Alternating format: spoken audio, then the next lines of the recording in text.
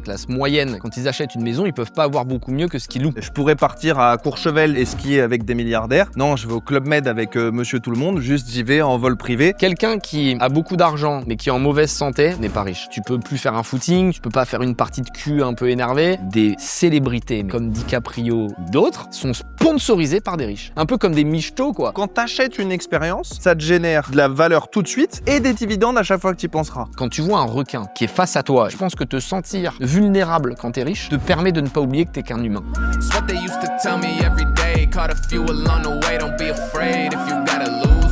Si vous continuez à dépenser votre argent comme la majorité des gens, vous avez de grandes chances de rester pauvre ou classe moyenne toute votre vie. Bienvenue dans Vraiment Riche, le podcast qui parle d'argent sans hypocrisie, sans tabou et sans langue de bois. Les premiers épisodes ont cartonné, merci pour votre confiance et celui-ci va encore faire grincer des dents, c'est sûr. Pensez à vous abonner au podcast pour être prévenu des prochains épisodes. On publiera un épisode toutes les 2 semaines avec le même objectif, vous donner les codes que personne ne vous explique vraiment. Aujourd'hui, on va parler d'un sujet que tout le monde croit comprendre, comment dépenser son argent. Parce que la vérité, c'est que les pauvres, la classe moyenne et les riches ne dépensent pas du tout pour les mêmes raisons. Les pauvres dépensent souvent pour fuir leur réalité, se faire plaisir vite, compenser une semaine difficile, oublier une vie qu'ils subissent. La classe moyenne, elle, dépense souvent pour paraître. La voiture trop chère, les vacances qu'on ne peut pas vraiment se permettre, les vêtements avec des logos, le crédit pour montrer qu'on a réussi. Alors que les riches, eux, quand ils sont intelligents, ne dépensent pas pour consommer, ils dépensent pour acheter quelque chose de beaucoup plus puissant, du temps, de l'énergie, de la santé, du confort, du réseau, de la liberté et des souvenirs impossibles à vivre autrement. Et ça, c'est le vrai switch mental. La mauvaise question, c'est combien ça coûte? La vraie question, c'est qu'est-ce que cette dépense m'achète vraiment? Quand un riche prend un jet privé, il n'achète pas du champagne, un siège en cuir, il achète 3 heures de vie, de la flexibilité, de la confidentialité, de l'énergie et parfois une journée de business en plus. Quand il paye un chef, un coach, une assistante, une conciergerie ou une femme de ménage, il n'achète pas du luxe, il achète du temps, de la discipline, de la clarté mentale et de la tranquillité. Quand il dépense dans une belle maison, un bon matelas, une clinique de longévité, un club privé ou un voyage exceptionnel, il n'achète pas seulement un objet ou une expérience, il achète une meilleure version de sa vie. Et c'est exactement ça qu'on va décortiquer aujourd'hui. On va pas vous faire un cours de finance, on va vous expliquer comment les riches utilisent leur argent pour vivre mieux, aller plus vite, récupérer plus fort, rencontrer les bonnes personnes et créer des souvenirs que la majorité des gens ne vivront jamais. Et surtout, on va vous montrer comment appliquer la même logique à votre niveau. Parce que vous n'avez peut-être pas besoin d'un jet privé, mais vous avez peut-être besoin d'arrêter de perdre vos samedis à faire des tâches qui vous vident, qui ne vous servent à rien. Vous n'avez peut-être pas besoin d'une clinique à 30 000 € la semaine, mais vous avez peut-être besoin de faire un vrai bilan de santé, de mieux dormir et de reprendre votre corps en main. Vous n'avez peut-être pas besoin d'aller à Davos, mais vous avez peut-être besoin d'inviter à déjeuner quelqu'un qui a 5 ans d'avance sur vous. Dépenser comme un riche, ce n'est pas acheter plus cher, c'est arrêter de dépenser pour paraître et commencer à dépenser pour devenir plus libre, plus fort, plus sain, mieux entouré et plus vivant. Aujourd'hui, on va voir les 5 grandes choses que les riches achètent vraiment: le temps, l'environnement, les expériences hors système, la santé et le capital social. Et à la fin de cet épisode, vous ne regarderez plus jamais vos dépenses de la même manière. Bienvenue sur le podcast Vraiment Riche. Hello Samuel, Roméo, ça va bien? C'était une intro costaud celle-ci, mais j'avais envie de bien poser le sujet parce que c'est des commentaires qu'on a beaucoup reçus. Comment est-ce que dépensent les riches? Au début, on voulait le faire en mode comment ils investissent, mais ça, ce sera l'objet d'un autre podcast. L'idée, c'est plutôt comment ils dépensent. Parce que dépenser, c'est la notion de pas pour gagner, mais pour profiter au quotidien, que ce soit dans la santé, dans tout ce qu'on a déjà cité. Donc, il y a 5 parties. On essaie d'apporter de la structure pour que vous puissiez avoir un max de valeur. Et on vous donnera les clés pour pouvoir réagir au fur et à mesure. Ça vous va? Ouais, trop top. Parfait. Première partie, acheter du temps. Acheter du temps, c'est la première chose qu'on fait quand on est riche. C'est pas forcément naturel. Par exemple, le riche va gagner du temps en prenant un jet privé, mais quelqu'un de la classe moyenne peut aussi gagner du temps en prenant un chef, une femme de ménage. Ce qui compte, c'est calculer ton heure. Combien est-ce que tu gagnes par heure? Et à partir du moment où tu réalises que tu peux payer quelqu'un qui te coûte moins cher que ce même tarif et que ça te libère du temps, ça vaut le coup de le faire. On me dit souvent que si tu gagnes plus que ce que te coûte ta femme de ménage, bon, bah, ce serait débile de continuer à le faire, sauf si ta passion, c'est de passer le balai, évidemment. Mais généralement, c'est pas le cas. Je sais que pour la cuisine, il y en a beaucoup qui disent, moi, j'adore cuisiner. Et si t'adores, bah, faut continuer naturellement. Mais plus tu gagnes de temps, plus tu peux te reposer et plus tu peux générer de l'argent. Donc, un des calculs que moi, j'avais fait, c'était combien est-ce que je gagne chaque jour, chaque heure, pour savoir combien je peux me permettre de dépenser. Et ça te permet de faire le raisonnement. Toi, je sais que t'es financier, t'as dû faire à peu près le même raisonnement. Eh ben, pas du tout, dis-toi. Ah ouais? Pour une Pas fois. du tout. Je trouve ce raisonnement plutôt erroné parce qu'il serait valable à mon sens que dans le cadre de dépenses que tu ferais au travail. C'est-à-dire si tu dis je coûte 500 € de l'heure à mon entreprise et je vais travailler sur cette tâche pendant 1 heure, mais je suis capable de la déléguer pour moins cher à quelqu'un, admettons 300 €, tu as généré 200 € de bénéfices additionnels pour ton entreprise. Là, ça marche. Quand tu dis est-ce que je vais prendre un vol privé ce week-end qui va me coûter 15 000 €, globalement, c'est pas un ou, c'est pas est-ce que je travaille ou est-ce que je prends le jet privé.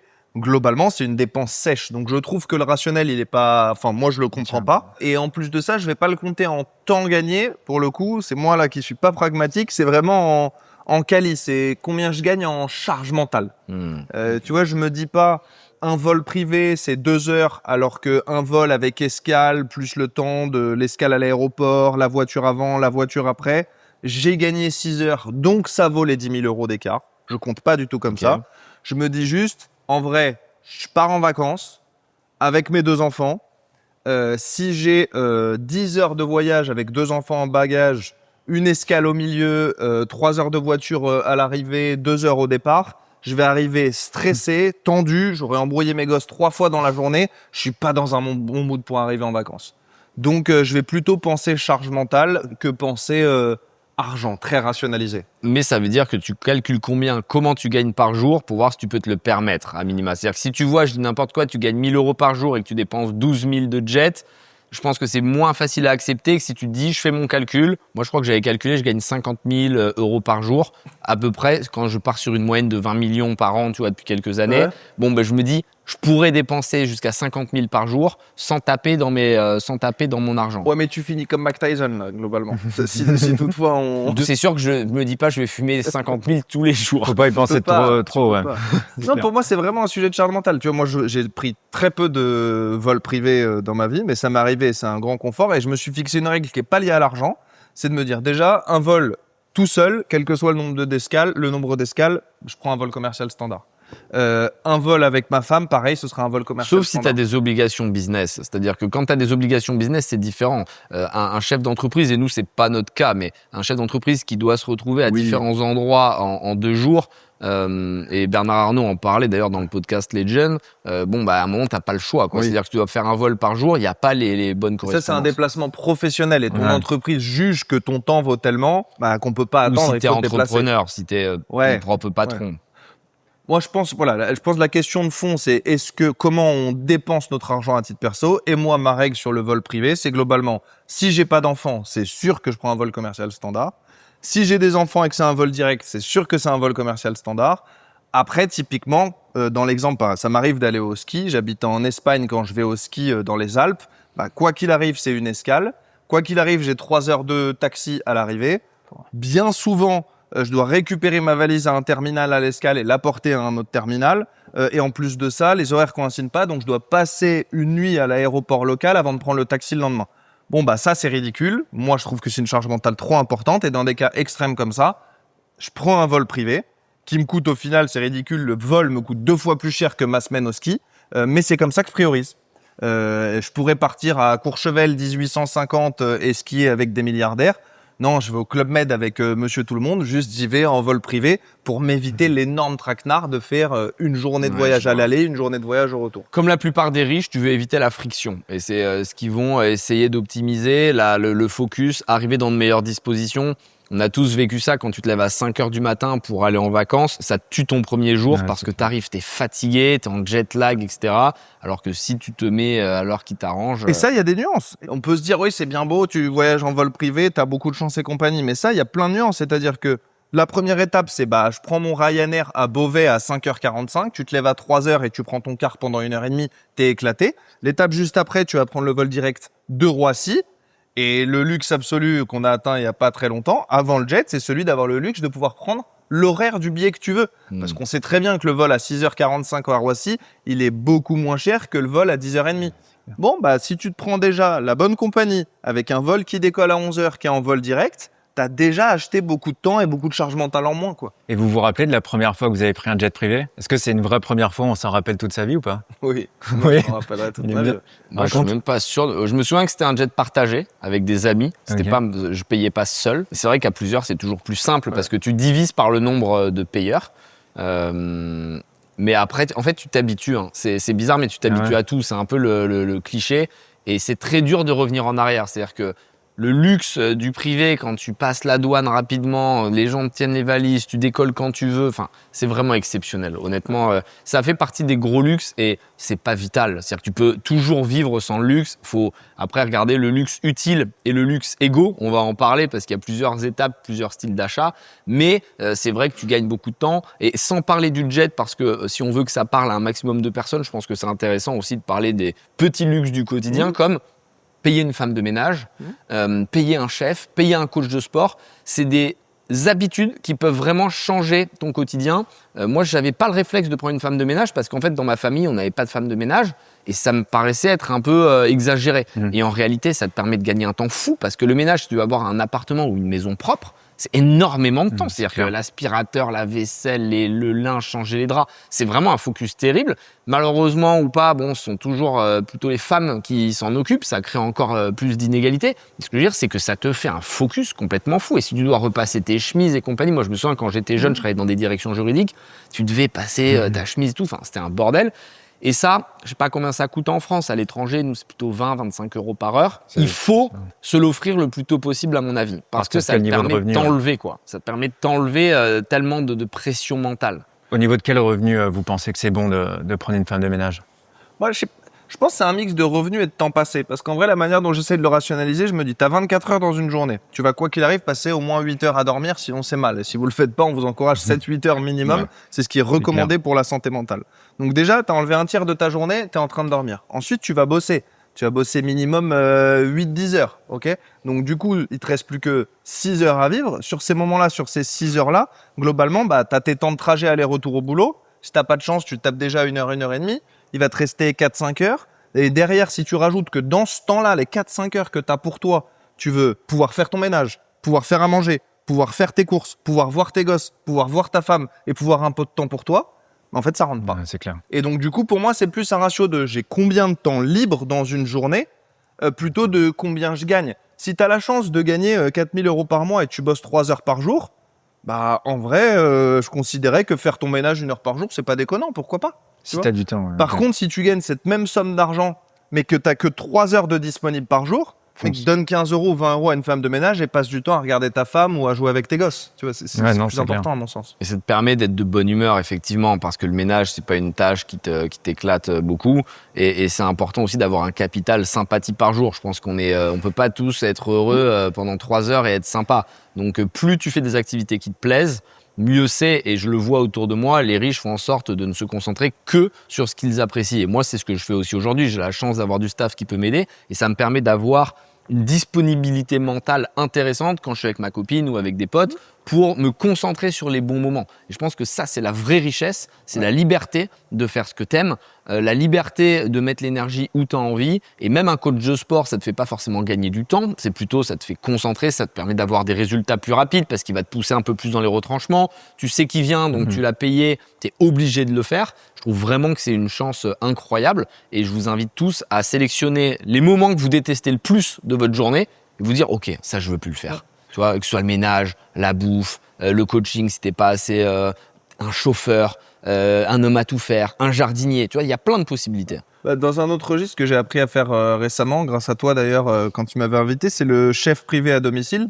Parce qu'on se dit, on travaille tous très dur, on a beaucoup de tâches par ailleurs. Et si une fois dans le mois, tu t'autorises à inviter des amis à venir dîner chez toi et à passer une soirée avec eux, et ben en fait, il y a de grandes chances que tu passes la moitié de la journée à faire les courses, à élaborer ton menu, et que tu passes à peu près 80% de la soirée pendant que tes convives sont là, Bien sûr. entre le four et la table, t'as pas le temps de débarrasser, suivre c'est une clair. discussion, et au final, tu t'es juste mis à leur service, et t'as sacrifié ta soirée pour eux, sans même pouvoir en profiter. Et donc, c'est vrai que maintenant, moi, je fais ça assez rarement, de recevoir des amis à la maison, mais quand je le fais, 3, 4, 5, 10 fois par an, et ben, je prends un chef, ça me coûte 300 €, mais du moment où ils sonnent à la porte au moment où ils partent, je suis assis Dans à ta table soirée. avec eux et je peux profiter de ce moment-là. C'est pas cher. 300 €, c'est un bon coup. C'est une bonne Ouais. négo. Avant les courses. 300 Ouais, voilà. €, c'est juste son temps. Après, effectivement, il faut qu'il fasse les courses et qu'il achète la nourriture. Donc, ça coûte un peu plus cher que ça. Mais pareil, dans une autre mesure, tu reçois des copains à la maison, t'as pas envie de mettre 500 € le dîner. Il n'y a rien qui t'empêche de passer chez le traiteur et de donner 100 balles. Putain. Tu transfères tes barquettes dans des jolies assiettes juste avant le repas. Ça passe très bien et tu profites du repas avec Ça les marche, autres. ouais. Dans un autre registre, tu peux aussi faire un Uber ou un Deliveroo, tu vois. Donc, c'est profiter Voilà, de ces c'est moments-là. c'est moins sympa quand même. Ça, c'est quand t'as pas trop d'argent. Si t'invites tes potes à Ouais. dîner et que tu leur sors un Uber, moi, je fais un peu la gueule. Ça m'est arrivé, d'ailleurs, on embrasse Jonathan Angeloff, quand il m'a invité chez lui, commander des sushi shops. Et ça, c'est pas normal, John. Il faut qu'on monte le niveau. Maintenant, on a de l'argent, mais on a encore nos réflexes de pauvres. Ouais, et c'est il pour doit ça rester qu'on riche. économise et qu'on investit bien. C'est qu'en général, on garde certains réflexes et ça permet aussi de pas déconnecter parce qu'en fait, sinon, tu mets le doigt dans le grand n'importe quoi. Et tout peut être prétexte à faire du luxe, tu vois. Tu peux prendre un jet. Moi, j'ai des potes prennent un jet pour aller en Bretagne. Ils font Paris-Bretagne en jet. Ouais. Donc, tu peux très vite tomber dans l'habitude, dans le too much. Et c'est là qu'il faut réussir à garder le bon équilibre. Et là encore, avec Sam, on est assez complémentaires. Quand il y en a un qui commence à avoir des goûts de luxe, on s'appelle, on se dit, ouais, t'as raison, on va baisser le T'as déjà fait une dépense où t'as dit, ouais, là, j'ai abusé? Quand t'as mis du caviar sur ta pizza, non, même pas. Non, parce que caviar, ça va, c'est pas des grosses dépenses, tu vois. Au resto, ça va être 200 balles. Des grosses dépenses, franchement, j'ai pas fait de grosses dépenses stupides. Même mon système son, il vaut 100 000 €, le void et tout, mais je trouve hyper important d'avoir de la bonne musique. J'ai pas fait de dépenses débiles. Ça m'arrivait de faire des gros cadeaux à Mélanie notamment, mais ça me fait tellement plaisir de faire plaisir aux gens que c'est aussi de la rentabilité, tu vois. Ça sert à ça, l'argent. Donc honnêtement, j'ai pas souvenir d'un truc où je me suis dit c'était débile. Les voitures que j'achète en général, elles gardent leur valeur, voire elles montent. Les maisons, c'est pareil, la valeur monte, donc au final t'es gagnant. T'as jamais pris un jet où tu t'es dit, après coup, bon, bah là, c'était pas trop la peine? Non, parce que si je l'ai pris, j'ai bien raisonné Ok. en amont. J'ai jamais pris des jets Sur un coup de tête. pour rien, sur un coup de tête ou pour faire le beau. Non, les dépenses les plus bêtes, mais encore une fois, je ne les regrette pas, c'est en boîte de nuit. Comme je sors pas souvent, quand je sors avec des potes, ouais, on peut mettre plusieurs dizaines de milliers d'euros dans une table, donc ça paraît débile quand tu le dis comme ça, mais on est 3-4 à payer.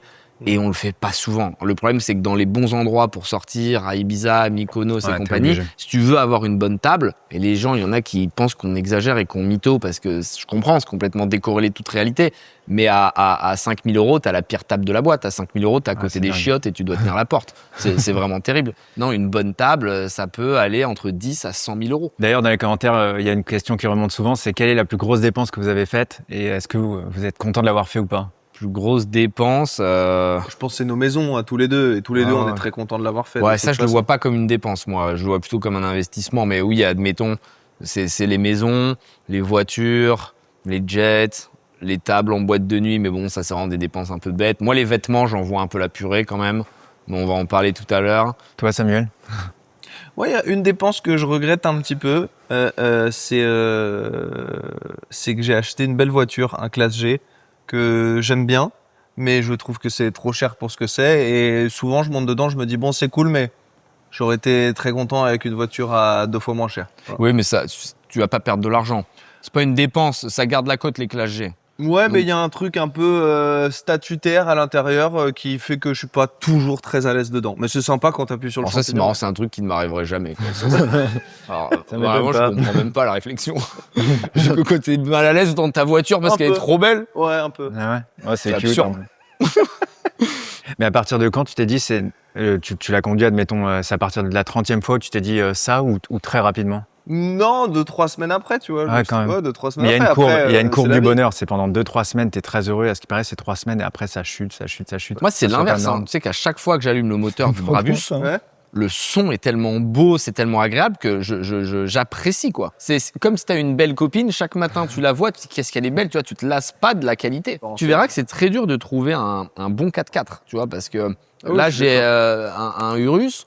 Et franchement, je vais pas dire que c'est de la merde parce que j'ai pas envie que Lamborghini me boycotte, parce que j'adore la Revuelto ou d'autres voitures. Mais à côté du Classe G, c'est beaucoup moins bien. Le son, il est pété, t'entends rien. En plus, c'est le SE, donc bon, même si t'as 800 chevaux, je trouve que c'est lourd, c'est beaucoup plus bas, c'est moins statutaire. Le G, c'est un morceau, quoi. C'est magnifique, c'est un cube qui se déplace contre le vent. Il y a aucune logique aérodynamique, tu vois. C'est vraiment une énorme vitre. Je trouve qu'il est impressionnant, ouais. Et c'est quoi la dépense qui vous a le plus changé la vie?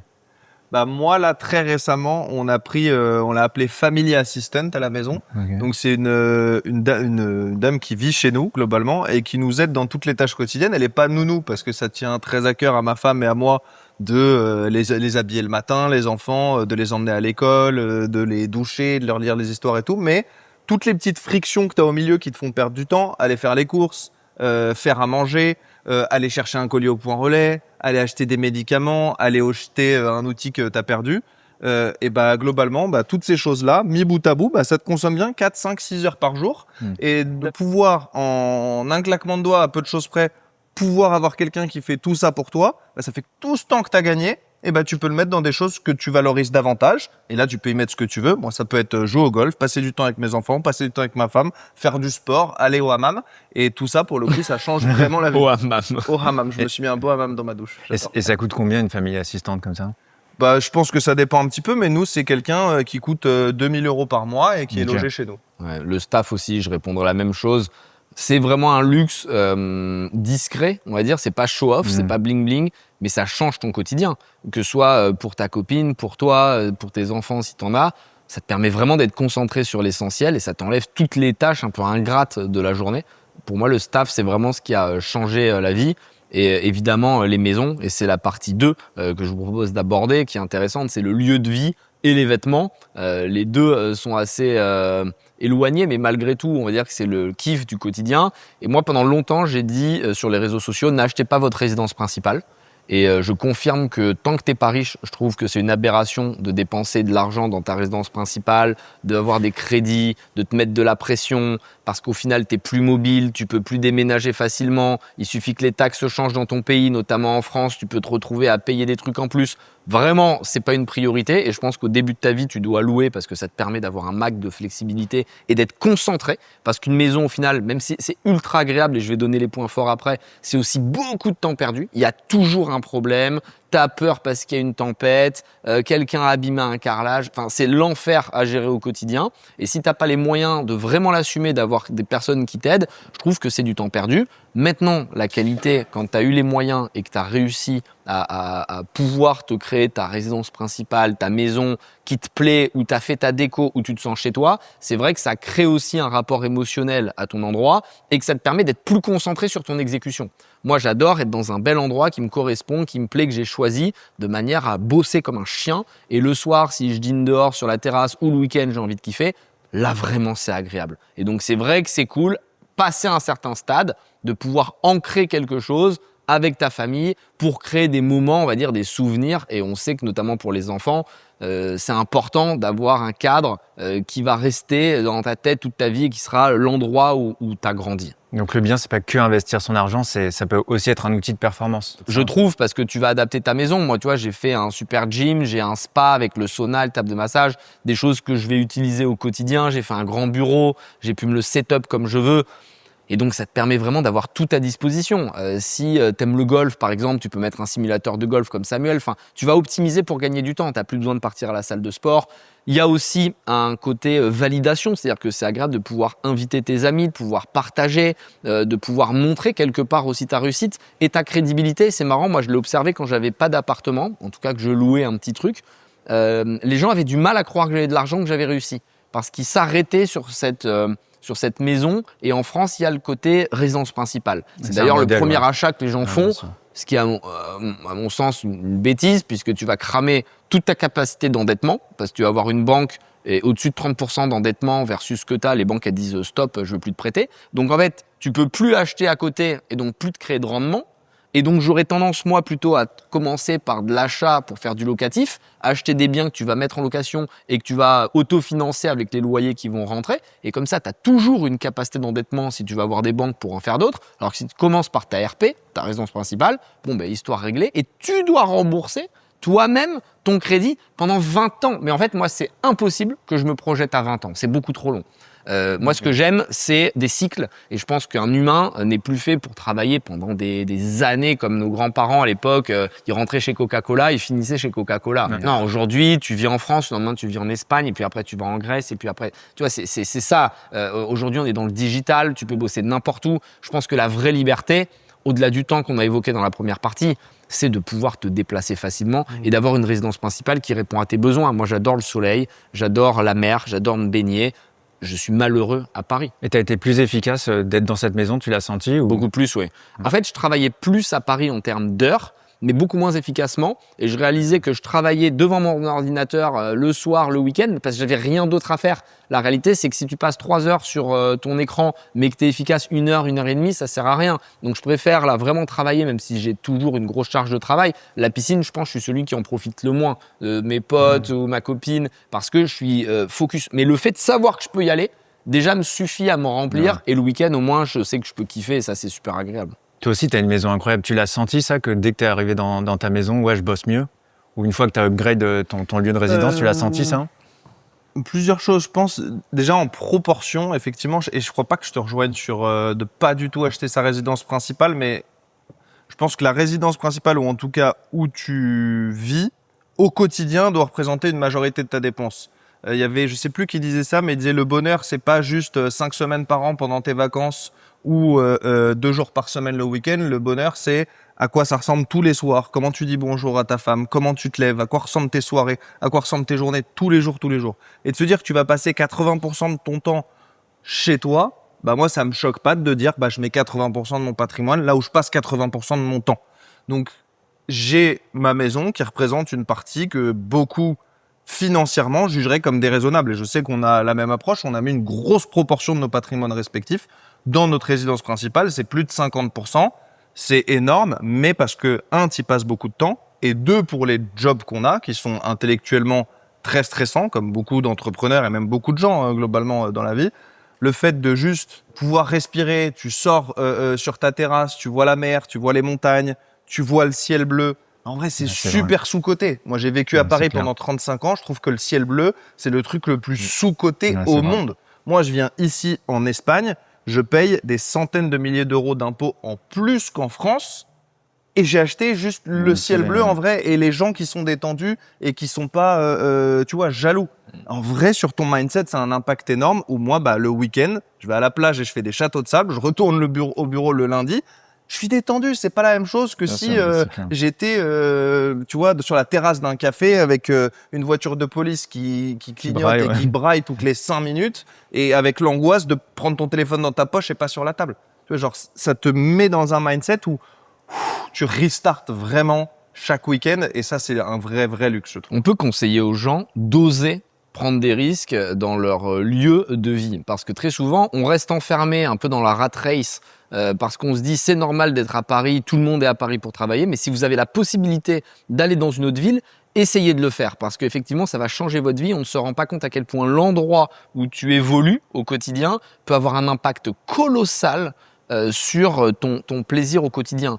Et je complète ce que disait Samuel sur les maisons. C'est vrai que si tu as la possibilité de t'acheter une très grosse maison comme nous, c'est exceptionnel, il faut le faire. La réalité, c'est que les gens, on va dire, de la classe moyenne qui hésitent entre la location et l'achat, quand ils achètent une maison, ils peuvent pas avoir beaucoup mieux que ce qu'ils louent.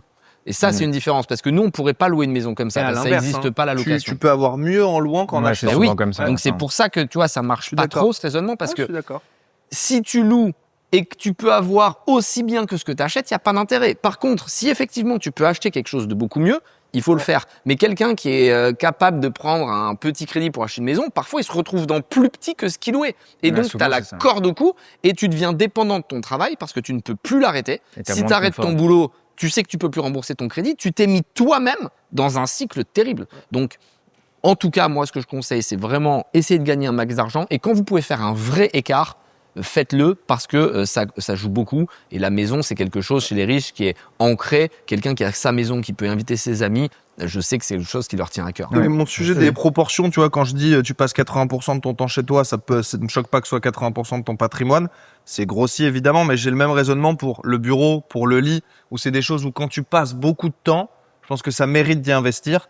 Je sais que Anthony et moi, au moins, on est un peu fous du sommeil. Quand tu as compris l'importance que ça revêt sur ta santé mentale et même sur la longévité, la qualité de vie que tu vas avoir dans le futur, ah ouais, tu investis vraiment dans un bon matelas, tu investis dans des bons draps qui coûtent cher, tu investis dans un super surmatelas. On est tous les deux clients de 8 Sleep, qui est un surmatelas qui va réguler ta température pendant la nuit, tu t'endors mieux, tu récupères mieux, il y a plein de choses comme ça. Et puis même, tu vois, la qualité de ton pyjama. Bon, ma femme m'a offert des pyjamas incroyables, j'ai l'impression que je dors, que je me fais bercer toute la nuit. Et ces choses-là, ça peut paraître déraisonnable, mais en vrai, ça a un tel impact sur ton quotidien, sur comment tu te réveilles le lendemain et comment tu vas passer les 15 heures qui suivent, que je compte pas du tout. Pareil sur le bureau. On a tous les deux des écrans qui font 1m50 de long. Pour ceux qui regardent, c'est les G9, les Samsung G9, c'est des grands écrans incurvés qui permettent vraiment de ne pas avoir à bouger la tête logiquement de droite à gauche. Comme ils sont incurvés, tu peux tout voir et ça te change ta capacité de travail. Tout ce sur quoi tu passes beaucoup de temps mérite à mon sens beaucoup d'argent. Là, je rejoins Sam sur ce qu'il a dit. Le 8 Sleep, je vous le conseille. On ne gagne pas d'argent quand on vous le dit. C'est assez cher. C'est 3000 si tu veux le surmatelas. Donc, c'est un surmatelas fin qui va te réguler la température en fonction de ton corps. Il y a une IA qui le fait vachement bien. Il apprend à te connaître. Il sonde si tu dors profondément. Tu peux faire un côté pour ton compagnon ou ta compagne, un côté pour toi différent au niveau de la chaleur. Maintenant, ils ont aussi fait une couette. Et donc, la couette est aussi chauffée ou refroidie. De la même manière, moi, je l'ai pris. Ouais. Okay. C'est vraiment efficace. Tu as aussi l'oreiller et maintenant tu as les sous-matelas qui te lèvent quand tu te mets à ronfler si tu ronfles. Moi, c'est pas le cas donc je l'ai pas pris. Mais en gros, c'est 5 000 €. Et moi, je l'ai mis dans les 2 maisons où je vis. Parce que c'est vraiment exceptionnel. Jour et la nuit. Et tu vois à la fin le calcul de comment tu as mieux dormi, quel pourcentage. Donc, 8 Sleep, c'est évident. Les draps, moi, je mets des draps en soie. Ça paraît un peu bourgeois, mais ça te permet de moins transpirer, mieux réguler encore ta température. Et c'est hyper doux. Pour les femmes, en plus, c'est top pour les cheveux, la peau, etc. Donc, c'est intéressant. Le fauteuil de bureau, on n'en a pas parlé. Mais ça, c'est pareil, c'est exceptionnel. Comment il s'appelle, celui qu'on a là, qui est top Moi, j'ai pas le même que toi. Toi, tu t'es emballé sur Herman Miller, ça cartonne. Moi, c'est 1200, 1500 le fauteuil, mais t'es vraiment bien, t'es vraiment calé, tu transpires pas. On s'est pris des bureaux qui surélèvent, ça je vous le conseille parce que tu te mets un tapis roulant qui coûte 300 balles, c'est pas fou, et tu peux marcher en même temps que tu fais tes calls, typiquement, et on fera un épisode là-dessus sur tous les petits tips du quotidien pour vraiment être le plus efficace possible. Il faut faire au moins 10 000 pas par jour. Et si tu travailles dans un bureau, c'est impossible. Donc 10 000 pas par jour, tu les fais assez facilement quand tu as ce bureau qui se lève, tu mets ton tapis dessous, tu fais 2 heures de rendez-vous, en gros, 2 fois 1 heure, tu as tes 10 000 pas, voire 12 000, et ça te permet de suivre, évidemment, avec la Whoop ou ton Apple Watch ou peu importe. Même ton téléphone dans la poche, ça tu peux à peu près tout faire. Et ça, c'est des choses qui changent ton quotidien. Donc, même si vous n'avez pas beaucoup d'argent aujourd'hui, vous pouvez optimiser et bio-hacker votre lifestyle. Il faut regarder où est-ce que vous passez le plus de temps et sur ce que vous passez le plus de temps, vous devez prendre la meilleure qualité. Et dans l'ordre des dépenses, vous ferez quoi, vous, par exemple ? Je commencerai par le sommeil parce que le sommeil, tout le monde en fait. Donc, tu as besoin de 7-8 heures minimum pour bien dormir. Donc, le sommeil, pour moi, c'est la clé. Un bon lit, bon oreiller, 8 Sleep, si tu as les moyens.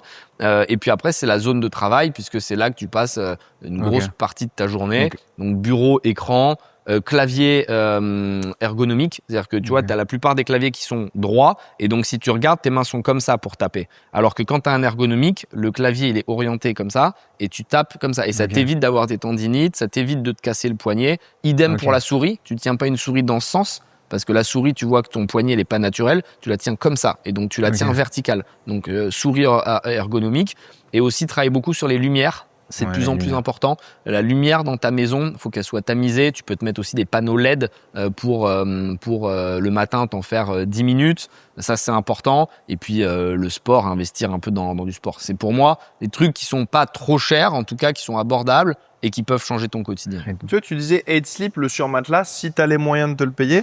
Et pour moi, c'est vraiment une question de priorisation. Tu vois, qu'est-ce qui pourrait justifier que tu te dises non ? Parce que tu dis 3 000 €, si c'est pour mieux dormir sur les 5 prochaines années, sur les 1800 prochains jours des 5 prochaines années, si je te dis tu vas les passer en meilleure santé, plus performant, d'une meilleure humeur. Ouais, mais tout le monde n'a pas 3000. Là, ça y est, on a perdu Samuel. Tu vois, d'habitude, c'est Non, moi qui fais ce genre mais de choses. je suis pas Tout le d'accord. monde Ça n'a se pas dit- 3000 Mais euros. se tu peux divise par emprunter deux. 3 000 euros pour améliorer vraiment ta vie tous les jours. Moi, je pense que 3000 euros pour des gens, moi, quand j'étais jeune, 3000 euros, je pouvais Non, pas. mais ça se divise par Jeune, deux. T'as 18 ans, ok. T'as 25 ou 30 ans, 3 000 euros, tu vas les mettre C'est dans des sûr que vacances si tu quoi te dis, qu'il arrive. j'achète pas d'iPhone ou je vais Non, pas mais en vacances. au lieu de tu conseillerais limite avant les vacances prendre un matelas. Bah moi je pense que un Eat Sleep c'est une des top priorités. Et c'est il de dure bien dormir, 5 ans. en fait. Il dure 5 ans, tu dis. Non, ça se trouve Ah il non, dure ok. 10 ans, j'en sais rien, mais de toute façon ils t'auront sorti la V12 depuis Ouais. et tu sentiras que. Moi, j'en ai un qui s'est pété quand même. Et ils te l'ont pas changé? Non, parce qu'en fait, je l'ai transporté en Grèce et je pense que c'est dans le transport qu'un truc a sauté. Donc, j'ai racheté le nouveau qui fait beaucoup moins de bruit. Le nouveau, Ok. c'est vrai, il fait Moi, j'ai vraiment celui-là, ouais. pas de bruit. Le 5, là, t'entends rien.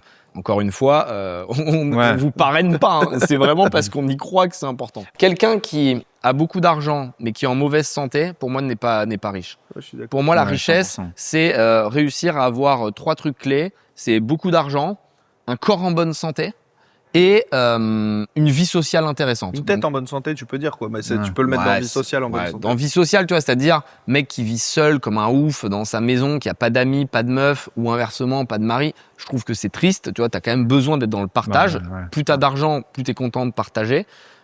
Et la mauvaise santé, moi je vois beaucoup d'entrepreneurs qui travaillent énormément, mais qui sont vraiment en surpoids exagéré ou qui font pas du tout de sport. Ouais, t'es pas riche, t'as de l'argent, mais tu peux plus faire un footing, tu peux plus faire de sport, tu peux pas faire une partie de cul un peu énervé. Tu vois, c'est quand même dommage quand t'as gagné tout ça d'être bloqué, quoi. Donc, essayer de trouver le bon mix. Anto, je sais que toi, t'es full vêtements, t'aimes bien ça. Bah, par exemple, ta tenue, combien ça coûte? Voilà, ouais, ça Il va y a eu être cette compliqué. question T-shirt aussi. Uniqlo, pantalon Zara. Voilà, et puis exactement. Les chaussures, il y a pas de marque. Haché. Non, pas de alors marque. je précise que parce que je vais passer encore pour un matérialiste, alors que je suis pas du tout dans l'achat de marques à logo. La plupart des riches ou des personnes qui veulent acheter des logos, c'est pour impressionner. Moi, c'est pas du tout pour impressionner. Par exemple, je vais pas acheter du Louis Vuitton, du Dior, parfois, mais tu vois, c'est pas de ça que mon dressing est rempli. Par contre, je vais acheter des vêtements de qualité qu'on appelle Quiet Luxury. Donc moi, je suis plutôt Zegna, Brunello Cucinelli, Loro Piana. Et effectivement, ça coûte très cher, mais c'est pour la qualité du tissu. Là, personne peut deviner que c'est cher. Pourtant, tu vois, ça c'est un Sauf les Loro connaisseurs, Piana. ouais. Ça fait 800 €. Ça, c'est un jean Zegna, ça doit faire 1000 €. Des chaussures Brunello, ça fait 1000 € de plus. Et ça se voit pas. Mais pour moi, le vêtement doit t'apporter une confiance et doit te plaire. Donc, tu l'achètes pas pour les autres. Et c'est le problème des gros logos, c'est que tu veux paraître riche. Alors que souvent, les gens qui achètent des sacoches Vuitton, ils sont pas riches, ils veulent juste impressionner. Et j'ai pu faire ces erreurs quand j'étais jeune aussi. Donc, les vêtements, ce que j'observe, c'est que de plus en plus, ça va vers le quiet. Et le vrai luxe, c'est de pas forcément le dire. Mais les connaisseurs reconnaissent en fonction des coupes, du tissu, et même pour toi, je dois reconnaître que c'est plus agréable à porter. Tu vois une vraie différence quand tu portes un t-shirt, peu importe, Zara qui vient de Chine, en fonction avec du polyester et je sais pas quoi, versus un tissu Loro Piana qui vient avec les moutons qui ont été élevés à 5000 mètres d'altitude.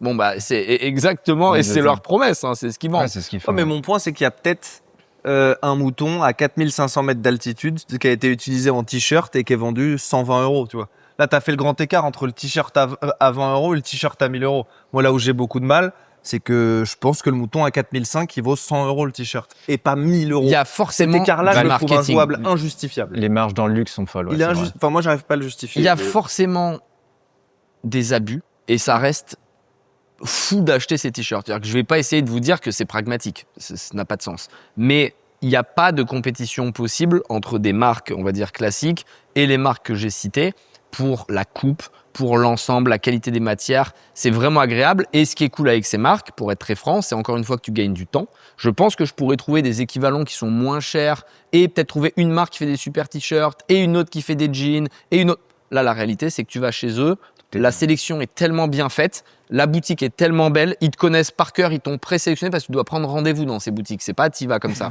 Et tu prends savais même rendez-vous, ils t'ont préparé les fringues à l'avance, t'es dans une cabine fermée, comme ça personne te voit parce que c'est souvent des gens un peu connus qui vont. Il y a une expérience qui est agréable. Et la réalité, c'est que t'as pas besoin de chercher une marque pour ci, une marque pour là. T'as toutes les marques, elles sont stylées, t'as des collections à chaque fois qui se renouvellent.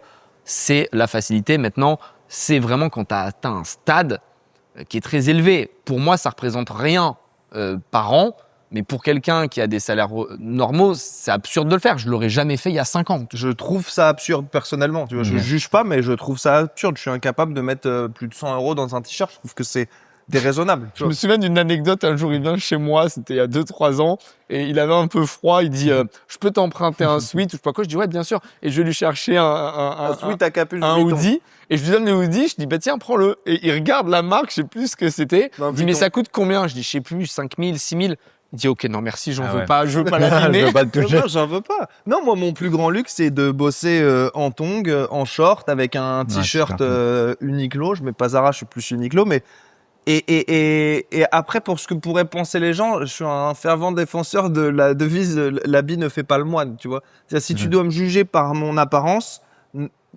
bah en fait, on n'est pas fait pour être dans la même pièce, on n'est pas fait pour être amis, on n'est pas fait pour être copains, et même professionnellement, j'espère en avoir suffisamment dans la tête pour que dans les 30 secondes qui suivent, tu comprennes que bah, en fait, c'est ce qui se passe dans ma tête qui compte et pas la valeur que j'ai payée pour porter ces vêtements-là.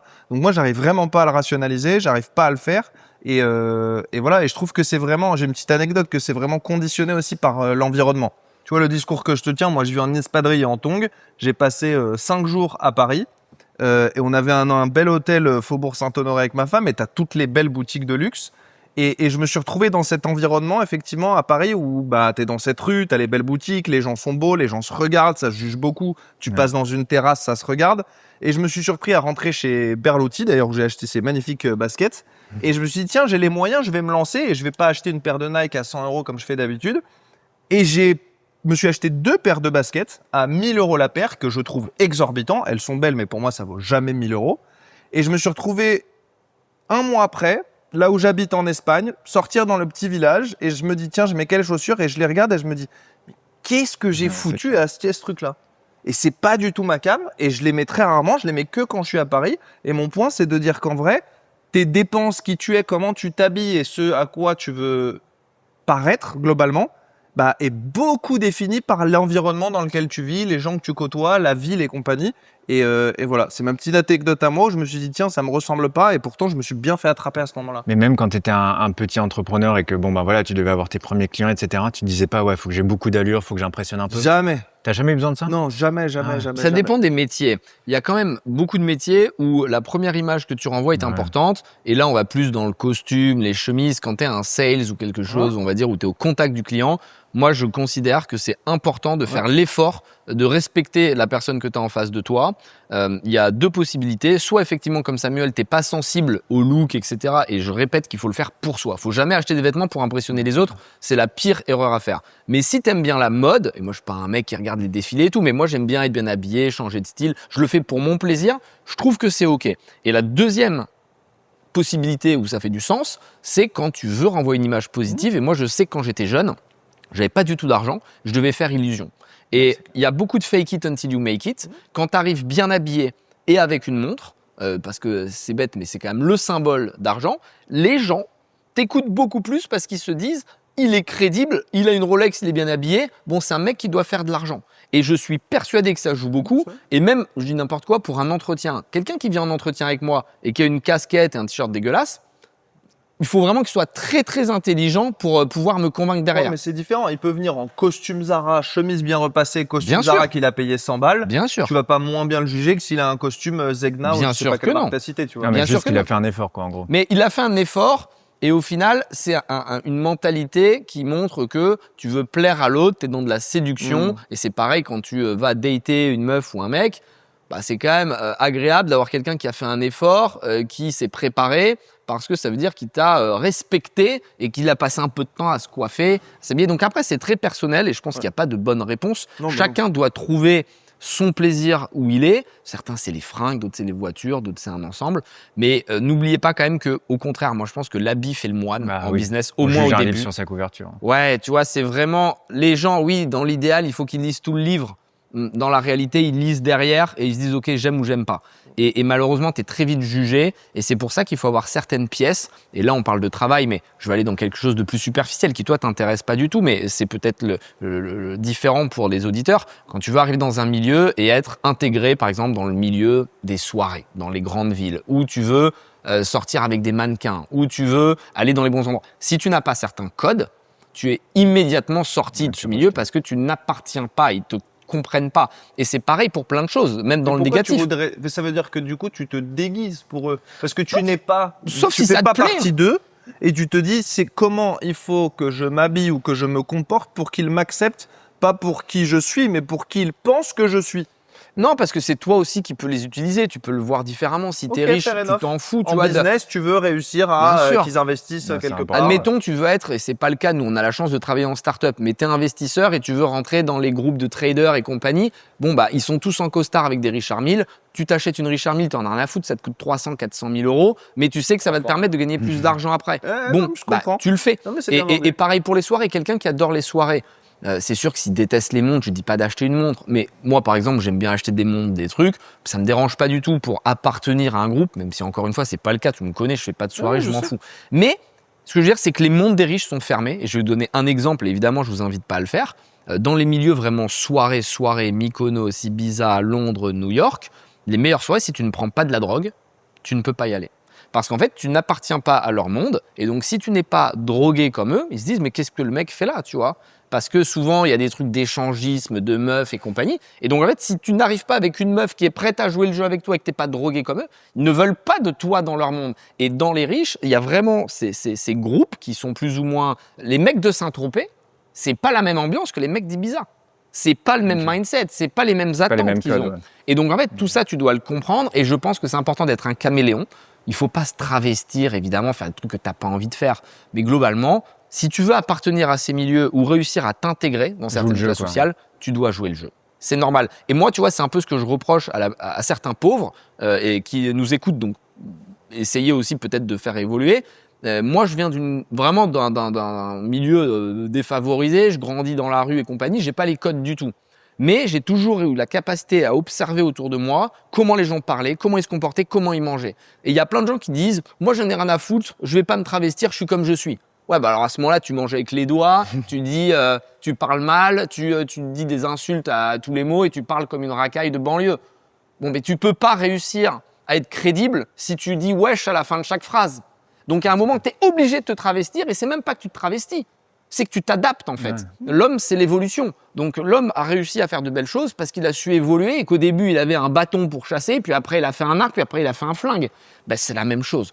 Plus tu as de l'argent, plus tu es obligé de coller à ce qui t'entoure. Et là, je suis d'accord avec toi, c'est ton écosystème ambiant qui va te faire évoluer. Et c'est sûr que si tu habites au fin fond de la Creuse, tu vas pas avoir les mêmes codes que si tu es à Ibiza. Donc, tout dépend de ton entourage. Et ceux qui veulent lire un super bon livre là-dessus, il y a le livre de Locke Blockfein. C'était l'ancien CEO de Goldman. Et en fait, lui, il venait de Brooklyn. Donc, il venait d'un milieu hyper pauvre. C'est-à-dire que même son voisin, à un moment, il l'a racketté. Enfin, c'est pour dire dans quel niveau de non-richesse il était. Et en fait, bon, ben voilà, il s'est adapté, il a appris les codes. À un moment, il avait acheté une chemise rose trop petite en pensant que ça allait le faire, etc. C'est pour vous dire. Et le livre s'appelle Street Smart. C'est pour vous dire, donc, adaptez-vous. Et ça marche. Et de toute façon, voilà, dans un mouvement, etc., il y a des codes sociaux. Il faut jouer le jeu. Ah, c'est hyper intéressant. Et c'est là où on voit ceux qui s'adaptent. Ouais. Et il y a une troisième partie qu'on peut aborder maintenant, c'est les expériences. Les riches achètent beaucoup d'expériences hors système. Et là encore, il faut appartenir à ces groupes. Et bizarrement, plus tu deviens riche, plus tu as quand même besoin des autres pour participer à des choses qui sont de plus en plus chères. Les expériences, typiquement, moi quand j'ai gagné de l'argent, je me suis dit, bon bah je vais faire un peu les trucs clichés, les vacances dans les super hôtels, louer des bateaux, des jets, des trucs. Et en fait, très vite, tu te rends compte que tu t'ennuies. Donc c'est un peu cliché, mais c'est ça que tu dis, l'argent ne fait pas le bonheur, contrairement à ce qu'on dit en introduction, parce qu'effectivement, si t'es pas capable d'avoir des bons moments de partager, c'est vite boring. Mais la réalité, c'est que au bout de 2, 3, 4 saisons, je me suis dit, j'ai la chance d'être en bonne santé, j'ai la chance d'être jeune, je veux faire des expéditions, je veux découvrir le monde. Et donc, tu retournes un peu à l'essentiel, à la base, te connecter à la nature, tu as envie de faire du surf, tu as envie de faire du ski, tu as envie de voir des paysages incroyables, sauf que tu peux le faire à la riche. Et donc, tu pars plus en camping, mais tu le fais comme les blindés. Et là, vous allez écouter les prix, vous n'allez pas être bien. C'est-à-dire que les expéditions dont je vous parle, c'est tu vas en Antarctique, tu vas dans des pays très reculés, tu vas voir les volcans, et c'est des expériences à 100 000, 200 000 la semaine. T'en as déjà fait, des expériences? Ouais, c'est vraiment mon nouveau délire. Et là, Ok. je suis en train d'en organiser pour l'hiver prochain, où vraiment, moins il y a de gens qui l'ont fait, plus ça t'excite. Donc évidemment, c'est l'exclusivité qui te plaît parce que tu vas avoir des souvenirs que personne n'a. Et le souvenir, c'est très valorisable. Moi, j'étais assez matérialiste quand j'étais jeune parce que j'ai tellement manqué que pour moi, acheter une montre, c'était un symbole fort. Et je me disais, mon argent, il est placé, je vais garder cette montre. La réalité, c'est qu'aujourd'hui, je les porte plus trop parce que c'est des problèmes. Tu sais que tu vas te faire cambrioler. Enfin, tu vois, tu n'as pas envie de la rayer. Tu vas te baigner à la mer. L'or rose, c'est pas bon parce qu'il va avoir des problèmes de couleur. Enfin, tu vois, c'est beaucoup de soucis qui, au final, t'enlèvent un peu cette liberté. Mais les expéditions, et j'ai pas mal de potes qui en font, qui vont prendre des bateaux, qui vont louer des énormes bateaux. Ils vont faire 3 jours de bateau pour aller voir des dauphins albinos dans je sais pas quelle mer. Mais tu vas à la connexion de certaines choses qui sont absolument inaccessibles pour le commun des mortels. Tu vas voir des orques, tu vas voir des manchots, tu vas voir... Et c'est là que j'ai réalisé qu'au final, l'argent pouvait aussi déclencher des expériences qui avaient beaucoup plus de valeur parce que tu partages un moment avec ta famille, avec ta meuf, ton mec, peu importe tes enfants, que j'aurais pas imaginé au début. Et j'ai eu une sorte de révélation là il y a quelques mois pour me dire, ok, sois pas juste dans la dépense, parce que les hôtels 5 étoiles, tu t'es fait vite chier, et c'est sympa aussi de temps en temps, mais remets-toi dans les conditions difficiles. Et j'ai contacté des personnes qui sont connues pour faire des treks et des trucs très durs, pour justement aller dans la souffrance. J'ai envie de croire que j'y suis un tout petit peu pour quelque chose, Oui, que je t'avais offert ce livre que j'ai lu qui a changé ma vision de l'argent, qui s'appelle Die with Zero de Bill Perkins, qui est un gérant de hedge fund. Donc Die with Zero, c'est Meurs avec zéro, qui est une approche à la dépense que j'ai jamais entendu auparavant, et qui apporte, et Anthony parlait de souvenir, un concept que moi j'ai adoré, qu'il appelle le dividende du souvenir, memory dividend. Et il explique la chose suivante, il dit que globalement, un souvenir, c'est comme un actif financier qui distribuerait des dividendes. Pourquoi ? Parce que si tu vas acheter une expérience, prenons l'exemple d'Anthony qui veut faire un voyage en Antarctique, ça va lui coûter certes beaucoup d'argent, mais ça va lui créer du bonheur sur le moment, énormément, mais pas que, parce que dans les 10, 20, 30, 50 prochaines années qui suivent, à chaque fois qu'il va se rappeler de ce moment-là, parce que c'est un sacré souvenir, ça va lui régénérer du bonheur. Donc quand tu achètes une expérience, ça te génère de la valeur tout de suite et des dividendes à chaque fois que tu y penseras.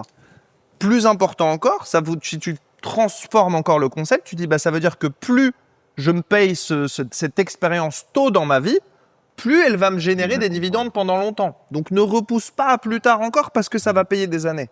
Et enfin, si tu pousses encore plus loin, quel meilleur cadeau tu peux faire à quelqu'un que de lui offrir un souvenir. Ça, ce voyage en Antarctique, si t'es un super ami, il m'emmènerait avec lui. Et il paierait pour moi. Parce que non seulement il a généré du bonheur et des dividendes du souvenir pour lui, mais il me l'a aussi fait à moi. Quel cadeau exceptionnel que de m'offrir du bonheur sur les 50 prochaines années qui suivent. Et ce concept, il est dans ce livre, je l'adore. Et moi, ça a pas mal changé mon rapport à l'argent et les dépenses que je peux faire, j'aurais jugé complètement déraisonnables il y a quelques années, et maintenant qui me paraissent de l'argent très bien dépensé. T'as un exemple précis un peu à raconter ou... Ouais, j'ai un exemple sans rentrer dans les détails. Tu vois, c'était récemment mes parents sont jeunes. C'était récemment les 60 ans de mes parents. Et j'avais envie d'offrir une expérience incroyable. J'ai réfléchi à ce qui ferait vraiment plaisir à mes parents. C'était sûrement de passer quelques jours avec leurs enfants à eux. Sauf que moi, j'ai 2 frères et ils ont chacun une copine. Et puis moi, j'ai des enfants et mon frère a un enfant. Et donc, du coup, j'ai fait le choix d'offrir à mes parents pour leurs 60 ans un voyage pendant 4 jours avec leurs enfants, leurs petits-enfants, les compagnes de tout le monde. Et on est parti dans un pays assez incroyable en aventure. On a loué un bateau pour nous, on a vu des baleines, on a pris l'hélicoptère, on est monté sur les glaciers. On est parti en partie au moins en vol privé tous ensemble. Et je trouve, c'était vraiment beaucoup d'argent, qui peut paraître comme déraisonnable, tu vois. Mais je sais que j'ai offert des souvenirs aux 10 personnes que j'aime le plus au monde. Et je l'espère pour les 30-40 prochaines années. Et en ce sens, je trouve que j'aurais pas pu mieux les dépenser, tu vois. Et vous pouvez le faire vous aussi, même avec moins d'argent, moins de moyens. Il y a des possibilités de créer des moments exceptionnels. Et ça peut être un défi sportif où vous mettez un objectif d'un truc un peu fou. Ça peut être organiser un dîner exceptionnel quelque part. Ça peut être aller faire un hike et puis avoir un pique-nique avec ta copine ou ton copain. Il y a plein de manières de sortir de votre quotidien. Et je pense que vous devez le faire. Et plutôt que de vouloir impressionner votre conjoint ou conjointe avec un cadeau matériel, un énième bijou, t-shirt, je sais pas quoi, essayez le week-end prochain de sortir des sentiers battus. Essayez d'organiser des moments. Et des petits moments peuvent vous marquer bien plus que des gros cadeaux. Et ça vous permet d'ancrer quelque chose de fort et de structurer vos relations, qu'elles soient amicales, amoureuses, parce que tu te dis, ok, avec cette personne, j'ai vécu des beaux moments. Et même un jour, si ça se finit, je sais que ça reste en tête parce que tu te dis, c'est vrai qu'avec ce mec, putain, on a fait quand même des trucs incroyables. T'oublies les bijoux, les montres, les cadeaux, les trucs comme ça, mais tu te souviens des moments. Et c'est vrai que les riches sont de plus en plus sur ce type de délire. Au-delà des Burning Man et compagnie, tu vois, qui sont aussi des expériences un peu exceptionnelles, mais c'est quand même toujours dans la fête. Même si, et c'est intéressant de le souligner, Burning Man, c'est un festival aux États-Unis où, au début en tout cas, beaucoup de riches allaient sur place pour se retrouver dans des conditions bizarrement difficiles. C'est-à-dire que ce qu'ils adorent, les riches, moi j'ai plein de potes millionnaires, voire milliardaires, qui vont là-bas, ils me disent « Anthony, le concept est fou, tu te rends pas compte ?» Ils sont dans ce qu'on appelle des RV, c'est des petites caravanes. Il dit « Et là, t'imagines, on doit faire notre vaisselle, on se fait à manger. » Il me dit « Il n'y a pas d'histoire d'argent. Moi, je fais la cuisine, il y en a un autre qui fait le ménage. » Je dis, mec, t'aurais pu le faire à Paris, ça marchait aussi. Hein. Tu sais, t'as pas besoin d'aller à l'autre bout du monde. Mais ils prennent des jets privés pour y aller et ils vivent dans la boue pendant 2 semaines. C'est une manière de se reconnecter à la nature. Et je critique pas, même si je l'ai jamais fait, parce que je trouve ça pas mal, le concept d'oublier. Il n'y a pas de téléphone, t'as pas de réseau et t'as tous les mecs de la tech, de Google et compagnie qui sont là-bas. C'est-à-dire que les plus riches du monde se retrouvent sur la plage, ils appellent ça, parce que c'est au plein milieu du désert. C'est immense, t'as de la musique dans tous les sens. T'as évidemment beaucoup de drogue, faut pas se voiler la face. Je pense que t'as 80% des gens qui sont défoncés. Mais il y a quand même cette volonté de se retrouver connecté. Après, t'as des tentes à Partouze. Enfin, tu vois, ça reste pour les riches. Donc, il y a aussi ce qu'on appelle des camps. Donc, c'est des camps, c'est des groupes, si tu veux, tu vois, qui se partagent les frais, etc. Et t'as des camps de riches avec des RV, avec les douches, les trucs. Donc, à la base, c'était censé être quelque chose de très wild, sauvage, nature. Et malgré tout, les riches ont arrivé à imposer de pouvoir se poser en jet privé, ce qui n'était pas possible à l'époque. Il y en a même qui arrivent en jet et qui sautent en parachute pour débarquer. C'est sympa quand même. C'est un peu parti en couille. Mais l'idée, encore une fois, c'était l'expérientiel. Et je trouve ça intéressant que les riches veuillent se reconnecter. Il y en a beaucoup qui vont voir les animaux, même pas pour les chasser, mais pour être au milieu des requins, au milieu des poissons. Là, j'ai un pote, moi, qui est parti dans une rivière au fin fond de l'Afrique pour nager avec les anacondas. Et c'est le seul moment où la rivière, l'eau est transparente parce que en fonction des crues ou je sais pas quoi, il va choisir ce moment et il réserve les expériences 2 ou 3 ans avant. Parce que c'est tellement exclusif que tu as toujours 50 riches qui veulent le faire. Et il est prêt à payer 200 000 balles, 300 000 balles pour voir l'anaconda dans son environnement naturel. Et je trouve ça incroyable et je trouve ça plus beau et respectable que des gars qui sont là en boîte de nuit à envoyer la purée tous les week-ends, quoi. Donc, pensez à l'expérience, essayez de vous en faire vous aussi, même si c'est à votre petit niveau. Ça peut être dîner avec des personnes, ça peut être organiser des petits voyages, des petits défis sportifs, parce que c'est ce qui reste. Mais cet ami, à force de vivre des choses exceptionnelles, est-ce que tu penses pas à un moment qu'il y a une limite et qu'il n'y aura pas plus, qui devient blasé de tout? Il est drogué à l'adrénaline, Okay. celui que j'ai en tête. Okay. Il est drogué à l'adrénaline. Je pense qu'il va mourir. Parce que non mais il fait tous les sports extrêmes et Okay. donc c'est comme ça, tu vois, il est heureux, c'est comme les mecs qui font du base jump et compagnie, ils savent qu'ils vont mourir ou du wingsuit, mais c'est comme ça qu'ils se remplissent. Et moi je préfère mourir assez jeune, avoir vécu plein de trucs, plutôt que de mourir à 80 ans sur mon lit de mort grabataire et puis pas connaître la vie. Tu vois, moi je pense qu'il faut prendre des risques, maîtriser, je vous dis pas de faire n'importe quoi, mais la beauté de la vie, c'est de faire des choses, c'est de tenter des expériences, de vivre des choses fortes. Je déteste ce qui est tiède. Donc, il vit très dangereusement. Il fait du ski avec les voiles, là, je sais plus, paragliding, ou je sais plus comment ça s'appelle. Il fait de la chute libre avec moi. Il fait des trucs vraiment intenses. Il est au milieu des requins. Il s'est fait attaquer par des requins. Enfin, tu vois, c'est un ouf. Mais lui, c'est comme ça qu'il est vivant. C'est sa drogue. En fait, l'adrénaline, le voyage, c'est une vraie drogue. C'est des décharges de dopamine. Et moi, je ne l'ai jamais fait, mais c'est quelque chose que je veux faire. Ça va inquiéter Sam parce qu'il y a des chances que je meure.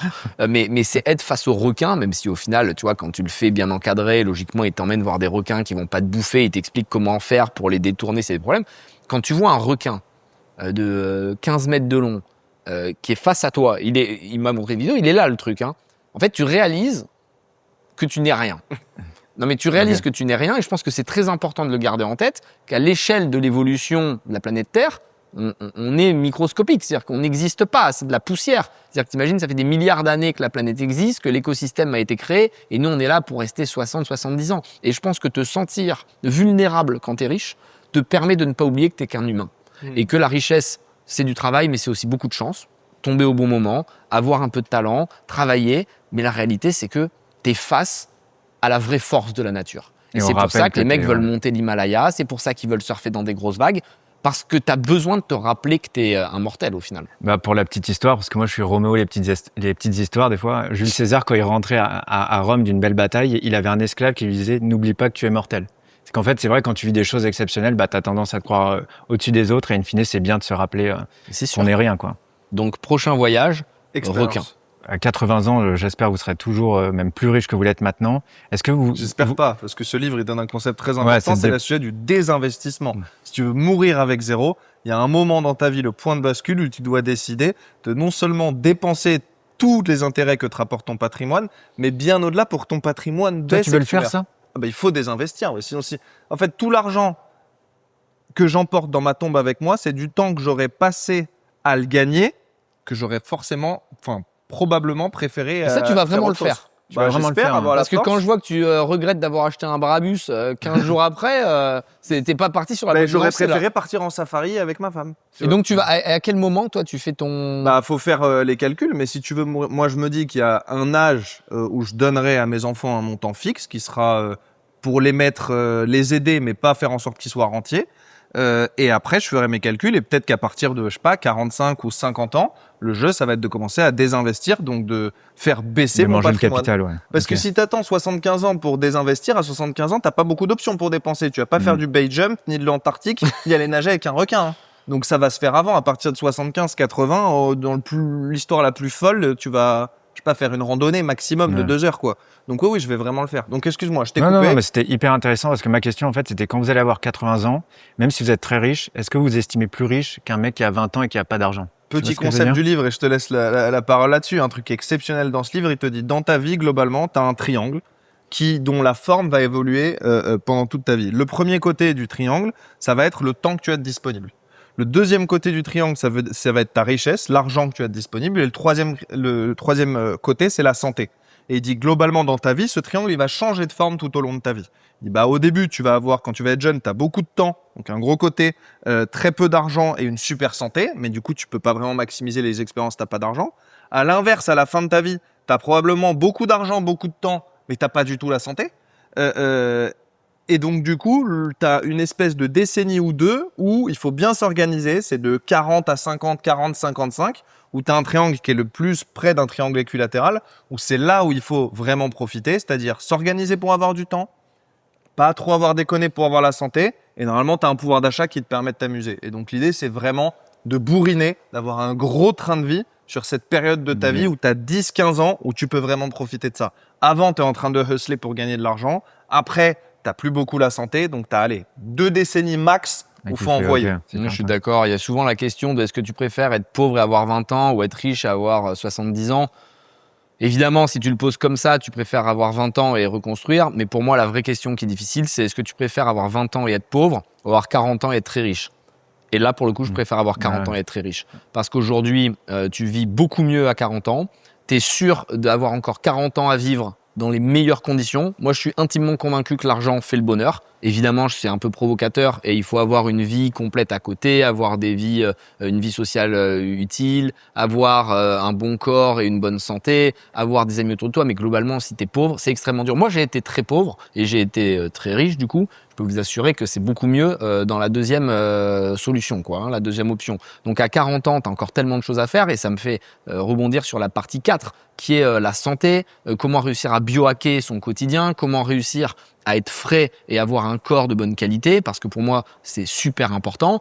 À 40 ans, tu peux être en meilleure shape que quand tu avais 20 ans. Parce qu'aujourd'hui, il y a énormément de moyens d'avoir une santé vraiment à la pointe, avec des prises de sang, des cliniques wellness qui te permettent de vraiment comprendre tes besoins. J'invite tout le monde, moi, à faire des prises de sang et à comprendre leurs besoins, regarder leur santé. À partir de 30 ans, tu as toutes tes hormones qui se dégradent, que tu sois un homme, une femme, peu importe. Et je vous expliquerai ce que font les riches, si vous voulez, pour être in shape. Il y a des gens aux US comme Brian Johnson qui sont un peu des clichés, mais qui ont réussi. La série, c'est Don't Die sur Netflix, qui est fabuleuse sur le sujet. Et vous trouvez que c'est un fou ou Moi, je trouve pas du tout qu'il est fou. brillant. Moi, je trouve qu'il est brillant. De toute façon, les gens qui vivent différemment, tout de suite, ils sont jugés. Il y a beaucoup de gens qui le critiquent sur les réseaux. Et là, on vient de découvrir qu'il avait une maladie auto-immune ou un truc dans le ventre. Et tout le monde a dit « Ah, tu vois, c'est bien fait pour lui. Il pensait qu'il allait vivre éternellement. Il a une maladie. » Donc c'est pas le sujet en fait. Tu peux ne pas fumer et puis avoir un cancer des poumons et c'est complètement con de dire ah ben il aurait dû fumer, il a eu un cancer des poumons. Tu fais en sorte de t'optimiser au maximum et après si tu as des maladies, tu les as aussi. En attendant, il a montré la voie et moi je respecte beaucoup les gens qui ont une vie un peu extrême parce que pour moi c'est des précurseurs qui montrent que c'est possible. C'est un peu comme la NASA à ce moment-là où le spatial, tu te dis toujours mais pourquoi dépenser autant d'argent pour aller dans l'espace avec des technologies qui ne servent à rien. Toutes les technologies qui sont développées pour le spatial arrivent 10 ans après dans les maisons. Donc en fait, la recherche et la science sont très utiles. Et lui, c'est ce qu'il fait. Il a réussi à montrer qu'en dépensant beaucoup, mais en ayant un lifestyle sain, tu pouvais inverser ton vieillissement. Un vieillissement classique, c'est x1, c'est-à-dire que tu vieillis de manière biologique, de manière classique. La plupart des gens dans le monde aujourd'hui vieillissent entre x1,7 et x2. C'est-à-dire qu'ils vieillissent 2 fois plus vite biologiquement que ce qu'ils devraient à leur âge, parce qu'ils boivent de l'alcool, parce qu'ils font pas de sport, parce qu'ils sont trop sédentaires, parce que. Lui a réussi à inverser et il vieillit à x0,5. Donc 2 fois moins vite que ce qu'il devrait. Et il y a eu des photos avant-après où c'était plutôt un mec un peu obèse, qui travaillait beaucoup, qui était dans la tech. Et tu le vois aujourd'hui, il est 10 fois plus frais, évidemment ultra ripé, ultra sec, sa peau va mieux, ses cheveux vont mieux, et toutes ses prises de sang sont vraiment très claires. Il est en meilleure santé aujourd'hui. Donc en fait, il montre que à 40 ans, tu peux réussir à être dans une shape exceptionnelle. Évidemment, aujourd'hui, il y a des méthodes, et on n'est pas médecin, on ne vous conseille pas de le faire, je vous dis simplement ce que font les riches autour de nous, les riches ou les acteurs, hein, parce que quand tu vois Brad Pitt dans Fight Club ou dans 3, et ils disent il a fait 6 mois de sport, tu te doutes bien que c'est pas parce que tu as mangé des brocolis et que tu vas prendre un shaker de protéines que tu vas être comme ça. Les mecs sont suivis.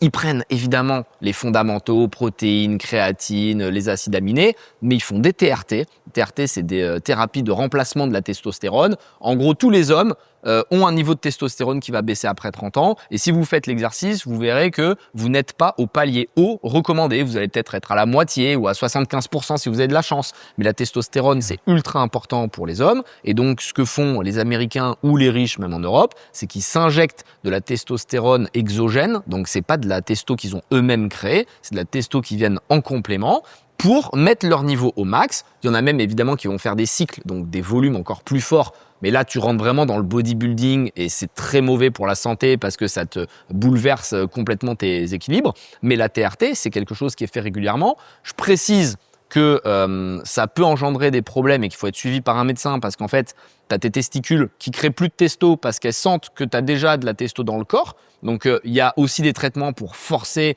les testicules à travailler. Ou alors, tu fais le choix de ne pas les faire travailler pendant X années. Et quand tu arrêtes ta TRT, tu fais ce qu'ils appellent une relance pour que ça se remette à marcher. Donc, ce que je veux dire, c'est qu'il faut être suivi par un médecin. Tu fais pas ça avec ton pharmacien du coin, quoi. Mais ça te permet évidemment d'être in shape. Tu as les peptides. Tu as des mecs qui vont prendre des compléments pour avoir un peu plus d'hormones de croissance, soit avec de l'exogène, parce que là, ça commence à être du vrai bodybuilding, soit des sécrétagogues. Donc, c'est-à-dire que tu prends du MK677, par exemple. C'est un truc que tu prends, un liquide sous la langue le soir. Ça te permet de booster naturellement ta création d'hormones de croissance. Mais même à 30-40 ans, tu peux ça ? Bien sûr. Okay. Moi, je l'ai fait, ça, le MK677, parce que j'étais dans une phase de bulk, mais après, je me suis pété la main et donc, je pouvais plus m'entraîner. Donc, ça maniquait mon été et c'est pour ça que j'ai arrêté, parce que tu fais un peu de rétention d'eau. C'est-à-dire que tu prends du muscle, mais tu fais de la rétention d'eau. Et ça, c'est pareil. Donc, tu vas pas hors des normes. C'est-à-dire que c'est juste, moi, j'étais à 50%, on va dire, du taux recommandé d'hormones de croissance. Okay. Et ça m'a boosté, ça m'a monté à 75%. Et après, j'ai arrêté. Ça te permet de mieux dormir en plus. Donc, voyez vos médecins, c'est peut-être interdit, je ne sais même pas si c'est légal, mais en tout cas, c'est ce qu'utilisent les riches pour fonctionner. Il y a les peptides, enfin, il y a plein de choses. Donc, faites attention à ce que vous voyez sur Insta, parce que parfois, il y a des gens, et hier c'était le cas, il y a Mélanie qui parle d'un mec hyper gaulé, elle dit « Ouais, bah, il est gaulé, c'est bien, ça fait naturel ». Le mec, c'est une armoire, il fait 1m82, 90 kg de muscles, 8% de masse grasse. Je dis ça, c'est pas normal, ça. C'est un mec qui mange pas, quoi. Tu vois, genre, il prend des trucs pour baisser ses œstrogènes et pas avoir d'eau dans le corps. Enfin, tu vois, c'est pas naturel. Sachant que le but de tout ça, pour que tous ceux qui nous écoutent, vous soyez bien au clair, c'est pas pour vivre plus longtemps, a priori pas. En tout cas, le principe de la longévité et de la médecine 3.0 notamment, c'est de faire la nuance entre ce qu'on appelle lifespan, l'espérance de vie, et health span, que je saurais pas traduire en français, mais qui est en gros la qualité de vie avec l'âge. Globalement, si vous faites rien aujourd'hui et qu'on vous faites pas attention, sans aller jusqu'à tout ce que dit Anthony, si vous faites pas attention à ce que vous mangez, si vous faites pas attention à l'exercice, aux compléments alimentaires, au sommeil, à la santé mentale, il y a de fortes chances que la décennie de 70 à 80, vous la passiez sur votre canapé avec envie de pas faire grand-chose. Tout le sujet de la longévité, c'est de gratter dans l'idéal une décennie, voire 2, en très bonne santé. Là, le jeu, c'est de passer de 70 à 80 dans son canapé à regarder Netflix, changer ça, et de 70 à 80, être au golf, être en randonnée, être en bateau, pour pouvoir porter ses petits-enfants sur les épaules, aller au manège, aller à Disneyland. C'est ça le jeu de la longévité, c'est gagner encore une fois du temps en bonne santé. Parce que du temps à juste attendre la mort, ça sert pas à grand-chose. Et ça ferait grandir la fenêtre que tu disais de 40-60 ans à 40-70 ans. Quoi. Exactement. Ça, Ce qui est colossal.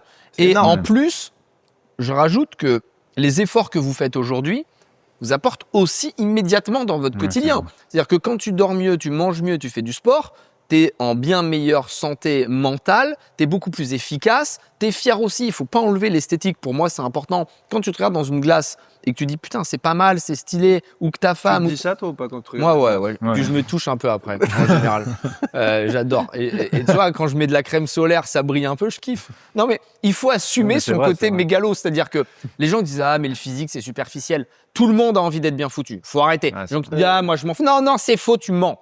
Genre, personne n'a envie d'être gros, personne n'a envie d'être maigre. Moi, je suis contre le body positive. Alors, désolé, ça va encore choquer, mais je pense que c'est honteux que dans notre société, et chacun fait ce qu'il veut, si quelqu'un a envie d'être gros, c'est cool, je le juge pas du tout. Mais moi, ce que je Non, c'est déteste... pas cool, c'est le reflet de quelqu'un qui est pas en bonne santé. Non mais d'accord, mais s'il veut le faire, je m'en fous, tu vois, c'est sa vie, c'est comme son choix sexuel, comme son truc. Il est religieux, pas religieux, chacun fait ce qu'il veut. Mais venir faire la propagande de oui, mais mangez ce que vous voulez, il y en a marre du body positive, moi je mange du Nutella toute la journée et je suis heureuse. Non, t'es pas heureuse parce que si tu te sens obligé de dire que tu manges du Nutella et que t'es cool, moi je connais certaines personnes, des influenceuses et compagnie qui faisaient genre d'utiliser un peu leur corps pour faire des deals avec des marques parce que les marques cherchaient un peu des femmes en surpoids. La réalité, c'est que quand tu leur parlais en off, ils diraient j'aimerais bien être comme ta meuf, tu vois. Et c'est normal parce que Mais personne n'a envie de pas être ripé. Donc faites attention, le plaisir gratifiant immédiat n'est jamais bon pour le long terme. C'est comme la drogue, c'est comme l'alcool, Comme l'argent. comme l'argent, pouvoir gagner au casino ou gagner... Ouais, ça te met un boost de dopamine, mais la réalité, c'est que tu niques ta santé. Donc, attention body positive. Encore une fois, il y en a qui ont des maladies. Il y a des personnes qui ont des dérèglements et compagnie. C'est pas de leur faute forcément.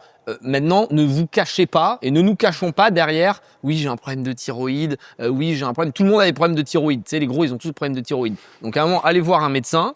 Allez voir des gens qui vous aident, qui vous conseillent, mais commence par marcher 1 heure par jour, fais un peu de sport. Tout le monde à son niveau. Le but, c'est pas de se comparer aux autres. Moi, j'ai un corps de merde comparé à plein de mecs. Mais par rapport au corps que j'avais il y a X mois, est-ce que je suis mieux? Oui, non. Je me pèse tous les jours, je regarde ma Whoop, j'essaie d'optimiser ma machine. Vous avez une machine, c'est le seul truc que vous garderez toute votre vie. Toi, ton Brabus ou ton G, tu t'en fous. Si tu l'as pas, tu le changeras. Tu vois, on en aura 15 des voitures. Mais ton corps, c'est le seul. Il y a 2 choses méga importantes. Alors moi, j'ai lu un livre, je sais que tu l'as lu aussi, on se passe souvent les livres, qui s'appelle Outlive de Peter Attia, qui est sur la médecine 3.0. Pour faire simple, médecine 2.0, c'est comment on soigne des maladies une fois que tu les as. Médecine 3.0, c'est comment on essaye de faire en sorte 10, 20, 30 ans avant que tu les aies pas.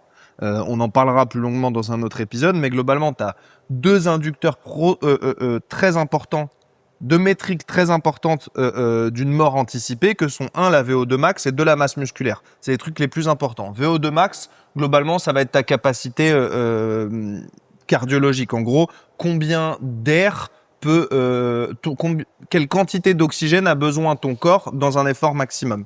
Tu as ton Apple Watch qui va te le donner, ta VO2 max. Et ça, globalement, on t'explique que si tu es dans le dernier quartile de VO2 max, c'est-à-dire dans les pires 25% de ta décennie, si ta VO2 max est dans les pires 25% des gens qui partagent la même décennie que toi, et ben globalement, tu as 4 fois plus de chances de mourir que quelqu'un qui est dans le premier quartile.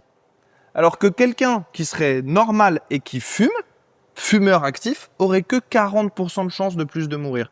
Donc t'imagines ce que ça veut dire, c'est d'avoir un mauvais cardio, d'être dans les pires 25%, c'est 6 fois plus de chances de mourir, toute cause de mortalité confondue, que quelqu'un en santé normale qui fumerait. Donc on tape sur le tabac toute la journée, mais en vrai juste, et c'est pour ça que je me suis chauffé, que maintenant je fais 15 000 pas par jour et plus de sport qu'avant, c'est parce qu'en VO2 max, j'étais pas beau du tout.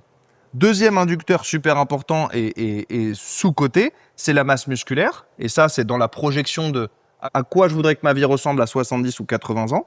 Tu as un truc mathématique qui dit que tu vas perdre 8 à 15% de ta masse musculaire par décennie dès 40 ans. Qu'est-ce que ça veut dire ? Ça veut dire que si à 75 ans, tu as envie de jouer au golf et de porter ton sac de golf qui pèse 20 kg sur le dos, tout seul comme un grand pendant 15 minutes, tu fais le calcul à l'envers. Et ça veut dire que pendant 15 minutes, il faut que tu puisses porter aujourd'hui, à 40 ans, 40 kilos, 2 fois plus.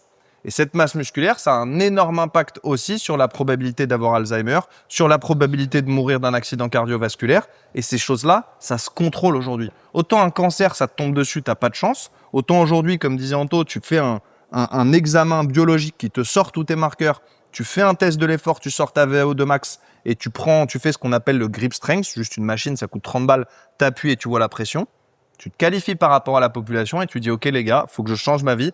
Et tu as allongé ton espérance de vie et tu as réduit ta probabilité de mortalité énormément en faisant ça. Et en vrai, on a tous le contrôle sur ça. Et donc le bilan, c'est la première chose à faire. Pour ceux qui nous écoutent, Moi, je pense le bilan. faites un bilan, quoi. Ouais, t'as plein de médecins qui le proposent aujourd'hui. Tu fais des bilans sanguins avec plein de petits trucs à regarder. Ça te permet aussi de voir les allergies, c'est important. La nutrition, c'est la clé. Hein. On en parlera peut-être plus en détail plus tard, mais la nutrition, c'est ultra important quand tu t'entraînes.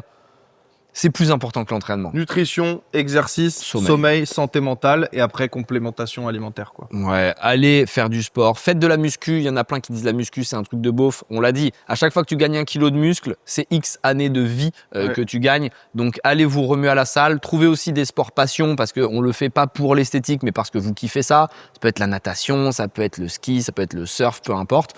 Et essayez de bien manger. Mangez beaucoup de protéines, mangez pas de trucs gras, pas de trucs frits, des légumes. Le matin, idem, blanc de poulet. C'est des réflexes à prendre qui paraissent très compliqués, mais qui, au quotidien, vous changent la digestion. Quand tu te mets à bien manger et que tu remanges des frites, tu comprends ce que tu fais à ton corps. C'est-à-dire que Tu le sens, ouais. Anna, elle rigole pas du tout en plus, donc je peux te dire que ça blague pas dans les assiettes, qui est ma copine. Et parfois, si je fais une folie, je vais manger des frites ou un truc, mais j'ai envie de dormir derrière. Et j'ai l'estomac qui travaille, je sens que c'est lourd et j'ai du mal à travailler. Et on s'en rend plus compte parce qu'en fait, c'est tous les jours que les Français font ça. Les Français mangent très mal, ils critiquent les Américains, mais les Français mangent très mal. Parce que c'est beaucoup moins cher aussi de mal manger que de manger bien. Hein. Beaucoup moins cher, beaucoup plus rapide, t'as tout un tas d'avantages. Et dans ton cerveau aussi, manger, tu deviens fou quand tu manges mal. Enfin, t'as un pic de dopamine énorme. Donc, à part les c'est de la desserts, type ça rend dopamine. très heureux les desserts. Non, mais ça, il le faut brownie, pas. ouais, le brownie, Ça, son dernier cap à franchir. Il aime trop les desserts et le sucre, c'est vraiment de la merde. Moi, je ne mange plus de dessert. Tu vois, bon, du fromage blanc, des trucs comme ça, mais pas de sans sucre, très sucré. Évidemment, sans ouais. matière grasse, sans sucre. Sans kiff, surtout. Et j'adore. Mais moi aussi, j'adore les desserts parce que moi, on m'a appris à manger. Quand j'étais jeune, j'avais une bouteille de soda sur la table tous les soirs, tous les midis, et je mangeais des curly. Vous avez, tu sais, les trucs aux cacahuètes. Et je mangeais une poche ou 2 poches, et après, je mangeais une baguette de pain blanc. Enfin, tu vois, maintenant que tu sais que dans le pain, c'est que du sucre et tout, je m'éclatais. Et donc, j'ai eu cette habitude. Et c'est pour ça que si vous avez des enfants, c'est vraiment bien de leur apprendre tôt à apprécier ça. Parce que Anna, bon, elle est hollandaise. Et là-bas, ils mangent plutôt bien, ils font du sport. Elle, on lui donnait des légumes. Donc, elle adore les légumes. Parfois, elle met une asperge. Elle me dit, oh, t'as vu, ce soir, c'est cool, on fait des asperges. Je suis super. Ouais, super. Et toi, c'est son kiff. Donc, si t'habitues tes enfants tôt, ils apprécient, quoi. Donc, c'est toute une question d'habitude. Et ça, c'est la base. Hein. C'est-à-dire qu'il n'y a aucune routine, que ce soit bain froid, sauna, hammam, qui pourra battre nutrition, exercice et sommeil. C'est-à-dire que tout ce qu'il y a on top, faire un bain froid, des saunas, des hammams ou des piqûres et compagnie ou des cliniques de longévité, c'est de l'extra. Mais la base de la base, c'est à la portée de tout le monde. C'est juste bien manger, bien dormir, faire un peu d'exercice. Bon, on a bien parlé de ce sujet, c'est intéressant. La santé, c'est la clé. Mais il y a un autre sujet, une autre partie qui est sur le capital social, faire des rencontres, réussir à payer pour être aux bonnes tables avec les bons contacts. Et ça, c'est quelque chose qui m'a beaucoup intrigué parce que les riches sont prêts à investir pour être dans les bons clans. On en parlait tout à l'heure. Encore une fois, c'est pas forcément se travestir, mais c'est vouloir être dans les bons galas, vouloir être dans les bons clubs d'investissement, vouloir... Et c'est assez fou de voir à quel point des très riches sont prêts à payer pour être au contact des célébrités ou d'autres businessmen. J'ai des exemples assez fous. Alors tu vois, par exemple, tu vas à l'Amphar, c'est à Cannes, c'est un gros gala, où les mecs sont prêts à payer 300 000 € la table. C'est des tables de 8 à 10, tu payes 300 000 € pour pouvoir être aux côtés de Leonardo DiCaprio. Tu les donnes, non? Tu les donnes à une Ouais, charité. c'est une charité. Ouais, en plus, oui, C'est la place ou c'est la table? C'est la table. Ok. La place, c'est 10-12 000. Tu vois, si tu payes que ta place, tu as aussi des one-shots où tu peux aller à une table. Mais les mecs qui font ça, en général, ils payent une table. Et l'argent va effectivement dans une fondation. Ils lèvent de l'argent. Il lève 20 millions, je crois. Et t'as des stars très connues qui sont là. Et du coup, c'est pour faire le beau et être à côté. Et ça, je ne le savais pas, mais c'est des histoires que j'ai vécues moi-même.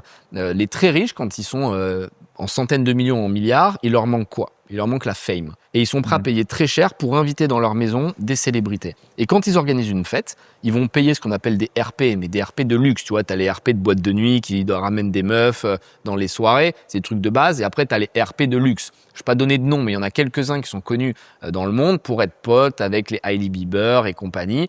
Et comme ils sont assez proches, ils arrivent à les ramener dans les soirées. Et eux sont payés pour faire ça. Et des célébrités, mais comme DiCaprio ou d'autres, pas sortir trop de blase, parce qu'on les croise de temps en temps, sont sponsorisés par des riches. C'est-à-dire que leur vie au quotidien, tu pourrais imaginer que tu vois, c'est déjà des acteurs qui ont pris des dizaines, voire centaines de millions, ils payent leurs vacances. Ils ne payent pas leurs vacances. C'est-à-dire que tu as des riches, notamment quelques Français qui sont connus et spécialisés là-dedans, qui vont tellement être saucés de dire je suis pote avec tel acteur ou telle actrice, tel mannequin, qui leur payent l'intégralité de leur lifestyle, ils leur laissent leur jet, ils leur laissent leur maison, juste pour quand ils font une soirée, avoir ces personnes avec eux. Donc pour dire que il te manque toujours quelque chose. Et même quand tu es très riche, tu es milliardaire, c'est des gens qui veulent organiser les plus belles soirées, les plus beaux trucs, pour être proche des célébrités. Donc ce que je veux dire, c'est que le réseau, là je l'ai fait de manière très superficielle, parce que c'est pour l'anecdote, tu vois, qui est complètement folle de te dire que ces acteurs-là sont sponsorisés, un peu comme des michetots, quoi. Un peu comme, tu vois, quand tu as un sugar daddy qui va te payer tes vacances. D'ailleurs, il y a de plus en plus de femmes, hein, c'est vraiment perturbant, hein, mais dans ces milieux de riches, je pense que vous ne réalisez pas, et je pense que ça mérite un épisode entier, la réalité des belles femmes. Les femmes belles, quand je dis femmes belles, ce n'est pas les 6 sur 10, 7 sur 10. Je parle des 9 sur 10, 10 sur 10. 95% sont des michetots et veulent de l'argent. Je suis désolé, ça va encore faire parler et compagnie, mais une femme qui est très belle, elle a le choix.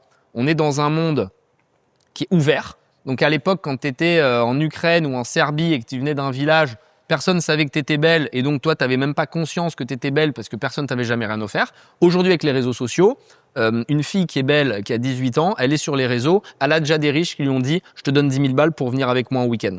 On parle de ça. Alors, prostitution ou pas, ça dépend où vous mettez votre curseur, mais quasiment toutes les filles très belles que je connais ont déjà été invitées pour passer du temps sur des bateaux, pour passer dans des maisons, et petit à petit, elles passent du côté obscur parce que tu t'habitues et c'est une normalité d'être dans les belles villas, d'être dans les beaux bateaux. Puis à un moment, le mec, il est un peu plus drogué ou alcoolisé que d'habitude. Il te force un peu la main. Tu dis, ah, c'est quand même sympa d'être dans les villas. Bon, vas-y, il est pas trop moche, j'y vais. Tu vois. Et c'est malheureux, mais c'est une réalité. Et ce besoin d'appartenir à des groupes fait que tu as une décadence qui s'installe. Donc faites attention quand vous gagnez de l'argent à pas sombrer du mauvais côté parce qu'il y en a énormément qui se perdent. Et je pense qu'on va faire un épisode comment redevenir pauvre, qui est hyper intéressant. Quelqu'un me l'a proposé, j'ai trouvé ça top. Quelles sont les erreurs à faire pour tout perdre?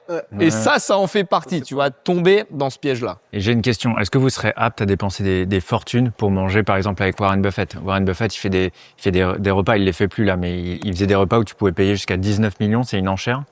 Est-ce que vous serez apte à faire ça? Par exemple, Bill Ackman, je sais que vous pouvez payer 70, 80 000. Est-ce que vous le ferez, vous, à titre perso? Bah, non. Moi, je pense pas parce que c'est pas quelqu'un qui est dans mon field. C'est-à-dire, je pense pas que je vais retirer beaucoup de valeur que je vais pouvoir utiliser dans mon business. Mais s'il y avait quelqu'un, par exemple, ça serait qui d'ailleurs? Imagine Elon Musk, on va dire dans les startups, ou le boss de YC, ou j'en sais rien. Bah, moi, je crois pas. Moi non plus, je suis trop pragmatique, trop terre à terre. Okay. Je pense qu'il faut vraiment être très très riche pour payer 20 millions, mais même tu me dis 50 000 euros, je crois que je le fais pas. Hein. Moi, j'aime pas être trop fan des gens. Et c'est pour ça que je regarde pas le foot. C'est pour ça que je fais pas ces trucs-là. J'aime même me concentrer sur ce que moi je peux apporter. Et je pense que si tu essaies de copier les idées des autres, au final, ça marche pas. Et les grands principes, maintenant, tu peux les avoir. Tu vois, tu parles avec ChatGPT, il va t'expliquer les techniques de Warren Buffett.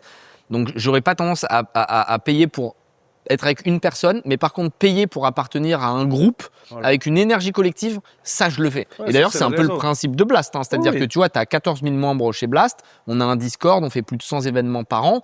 Il y a plein de business qui se sont lancés avec ça. Il y a plein de gens qui sont devenus amis entre eux. Il y en a même qui sont tombés en couple, qui ont fait des bébés Blast. Ça Parce crée que une énergie. Trop mignon. tu crées une énergie, une vibe et ça te pousse à réussir. Et tu es la moyenne des 5 personnes que tu fréquentes le plus. Donc si tu fréquentes 5 sportifs, tu vas être un sportif. Si tu fréquentes 5 businessmen, tu vas être un businessman. C'est comme ça. Et donc quand tu es entouré de personnes qui sont dans une envie créatrice, ben, ça te motive à le faire et tu te dis mais attends, il n'a pas l'air beaucoup plus intelligent que moi, il le fait, moi aussi je peux le faire. Donc c'est plus dans ce type de club Ok. que j'aurais été prêt à C'est mettre de l'avantage l'argent. du réseau. Ouais, c'est l'énergie, c'est peut-être aussi pour compenser ton entourage. Tu vois, je pense qu'au fur et à mesure que tu avances dans la vie, globalement, tous nos entourages évoluent. Si tu as des enfants, tu auras tendance ensuite à plus traîner avec des potes qui ont des enfants. Si tu deviens plutôt fortuné, bah, par la force des choses, tu vas commencer à traîner avec plus de gens fortunés. Globalement, ton cercle, il évolue. Et je pense que si toi, tu es dans un cercle où tu as envie d'entreprendre, tu n'as aucun pote entrepreneur, ils sont pas très ambitieux, et bah, globalement, de rejoindre un club ou un réseau quel qu'il soit pour être entouré de cette énergie positive, de gens qui veulent entreprendre, de gens qui ont fait mieux que toi, avant toi et qui peuvent te donner des petites ficelles. Là, je trouve que c'est utile. Je rejoins Anto pour cette énergie, j'irais. Par contre, le réseau pour un accélérateur de business, moi, j'ai toujours eu du mal à le faire. Je pense que c'est une bonne chose pour ceux qui sont très à l'aise socialement. Moi, c'est moins mon cas. Dès que je me retrouve dans un événement comme ça, j'ai ma coupe de champagne, je regarde tout le monde, Ouais, c'est qu'est-ce hyper que chiant. je fous Ton verre ici d'eau maintenant. Mon verre d'eau Ouais. maintenant. Je dis, mais qu'est-ce que je fous ici? J'ai vraiment pas ma place. Et il y en a qui sont super à l'aise. Salut, t'appelles comment? Tu fais quoi? Ah, eux, ils en tireront sûrement c'est bien utile, plus ouais, de tu valeur trouves. que moi. Mais moi, je suis incapable. Je sais pas Il faire. faut faire un gros filtre, ça m'a raison. Il y a 90% de bullshit quand tu vas dans certains clubs ou certains groupes. Il n'y a pas beaucoup de valeur créée, donc tu dois bien choisir. Regarde les notes sur Trustpilot, renseigne-toi parce que vraiment il faut pas aller dans un truc qui est bullshit. Il y a pas mal de mastermind, de trucs comme ça qui sont un peu bidons, mais tu as aussi des choses de qualité et parfois une rencontre ou une formation que tu peux faire ou un séminaire ou peu importe peut t'apporter beaucoup, peut t'apporter une idée et quelque part quand tu parles avec des gens intelligents, tu peux toujours en sortir quelque chose de positif. Donc bien choisir les clubs. Ah, mais c'est ça la clé. Quand tu parles avec quelqu'un d'intelligent, et c'est Ouais. pas facile de trouver quelqu'un qui est intelligent dans ton domaine, qui a du temps disponible au moment où toi tu l'as aussi. C'est ça le plus rare. Et moi, j'ai toujours, jusqu'à très peu de temps, jusqu'à toujours maintenant, en vrai, à chaque fois qu'on me propose d'aller déjeuner, je sais qu'on est pareil. J'ai jamais, enfin, c'est très rare que j'accepte de déjeuner avec quelqu'un. Quand on me propose une soirée d'entrepreneur, quand on me propose un gala, je vais jamais à ces trucs-là. En Même vrai, si parce c'est que des gens incroyables qui sont à la soirée. Si tu sais que ouah, lui, il a un parcours encore x10 de moi, tu te dis si ouais. x10 de moi, Ok. j'y vais, mais je suis pas invité, tu vois. Ouais, ok, ouais. Donc si Ok. c'est pour avoir quelqu'un comme moi ou un petit peu en dessous de moi, en vrai, je vais perdre mon temps. Et même, j'ai toujours, en fait, chaque minute que je donne à quelque chose, c'est une minute que j'enlève ailleurs. Donc du coup, Ok. pour m'enlever une minute de mon travail ou une minute avec ma femme ou une minute avec mes enfants, faut que je juge que bah, ça vaut le coup pour que je l'enlève d'ailleurs. Et je trouve que c'est rare que ça vaille vraiment le Ok. coup. Donc il faut effectivement un environnement où les gens, je sais qu'ils sont intelligents, ils sont dans mon field et je vais passer un bon moment avec des gens qui me ressemblent. Si c'est pour me retrouver au milieu et tout le monde m'écoute pour que je partage mon retour d'expérience, bon bah je le fais en mode caritatif. Ça me fait plaisir de temps en temps d'inspirer d'autres entrepreneurs, chacun à sa mesure. Mais sinon c'est quelque chose que j'ai toujours refusé de faire. Je suis mal à l'aise et deux, j'y trouve rarement la valeur. Ouais, je suis d'accord. Moi, on m'a beaucoup payé pour le faire, donc j'ai bien observé le fonctionnement. J'allais faire une discussion ou un pitch ou des rencontres et on me payait 50 000 € de l'heure. Donc autant te dire, tu vois, que ça rapportait beaucoup d'argent aux organisateurs. Et j'ai arrêté de le faire pour me concentrer sur Blast parce que je préfère être plus au contact des membres, de nos événements. Et ce que j'ai observé dans ces moments, c'est que en fait, t'as pas le temps d'avoir une réflexion profonde avec les personnes pour vraiment changer les choses. Et en faisant un pitch c'est toujours quand même un peu superficiel. T'as pas le temps de rentrer dans le détail. T'as pas le temps de faire un vrai workshop. Donc j'étais un peu déçu, frustré, et j'avais peur de tomber un peu dans le truc gourou où tu donnes des leçons un peu basiques. Et c'est pour ça que maintenant je le fais plus qu'avec Blast. Et si tu veux aider quelqu'un, il faut y passer du temps.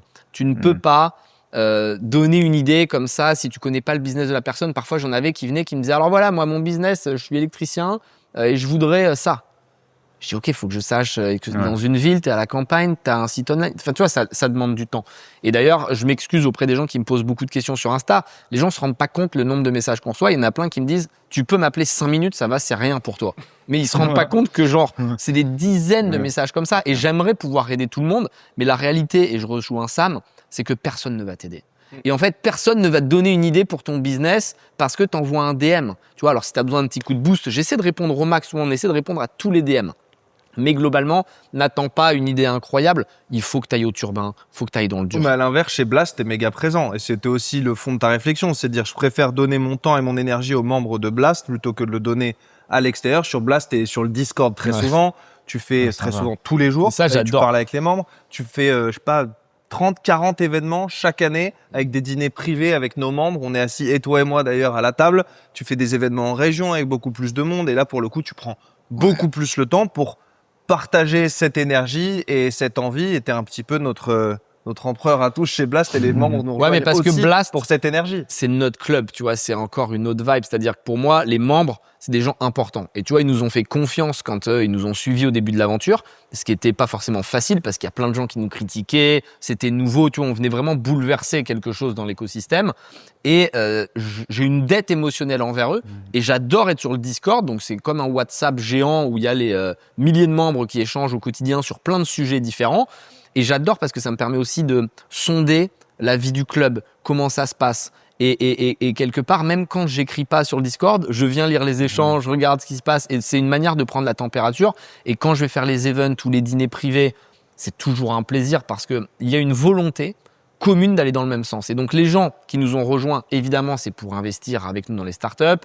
Évidemment, c'est pour se former. Évidemment, parce qu'on fait beaucoup de formations et tout, c'est pour réseauter. Mais il y a souvent un profil quand même qui est là pour... On veut bousculer les choses. S'ils nous ont fait confiance et qu'ils m'ont suivi, c'est qu'ils ont un peu cet état d'esprit de revanche sociale quasiment. La vraie qualité que je trouve, moi, et je suis très dur sur le sujet, sur le réseau, c'est que le réseau, je dirais, ou les rencontres, ça nourrit l'ambition. Ouais, Et c'est ça qui est cool quand tu rencontres des gens, c'est que toi, tu te fixes ton niveau d'ambition. Tu travailles tout seul dans ta grotte. Une fois que tu l'atteins, tu peux être envahi de ce sentiment de suffisance en disant « I made it », tu vois. Mais quand tu fais une rencontre avec un mec qui n'est pas une boîte à 50, mais qui est une boîte à 300, à 500 millions, à 1 milliard, bah ça te redonne ce feu, ça te redonne ce fuel. Et je trouve que voilà, le réseau nourrit l'ambition, mais le réseau pourra jamais suffire seul. Exact. Ça pourra jamais compenser le travail. C'est beaucoup de travail et ensuite aller chercher toujours l'ambition et l'énergie dans le réseau. Peut-être des petits raccourcis, mais le réseau, ça n'a jamais fait un entrepreneur. Ça peut aider, accélérer, mais ce sera jamais suffisant. Mais limite, c'est une étape. C'est d'abord soit bon dans quelque chose, travaille énormément, soit bon. En fait, Si tu veux être crédible et invité, tu dois apporter de la valeur. Ouais, Dans la vie, il y a toujours un équilibre. C'est pas tu débarques, t'es une pipe, tu sers à rien et quelqu'un va passer du temps avec toi. Non, faut qu'il y ait un échange. C'est comme dans un couple. Il faut que les deux s'apportent quelque chose. Il peut y avoir des moments où il y en a un qui apporte un peu moins, tu vois, c'est le jeu du couple. Mais globalement, tu peux pas te dire ah mais là je suis en attente. Non, donc sois bon quelque part et les gens auront envie de parler avec toi. Après, tu vois, chez Blast, on a des gens, je pense, qui nous rejoignent parce qu'ils ont ce feu en eux. Ils savent pas par où le prendre. Ils ont pas de gens qui ont beaucoup réussi autour d'eux. Ils ont cette ambition quelque part, mais pas de modèle.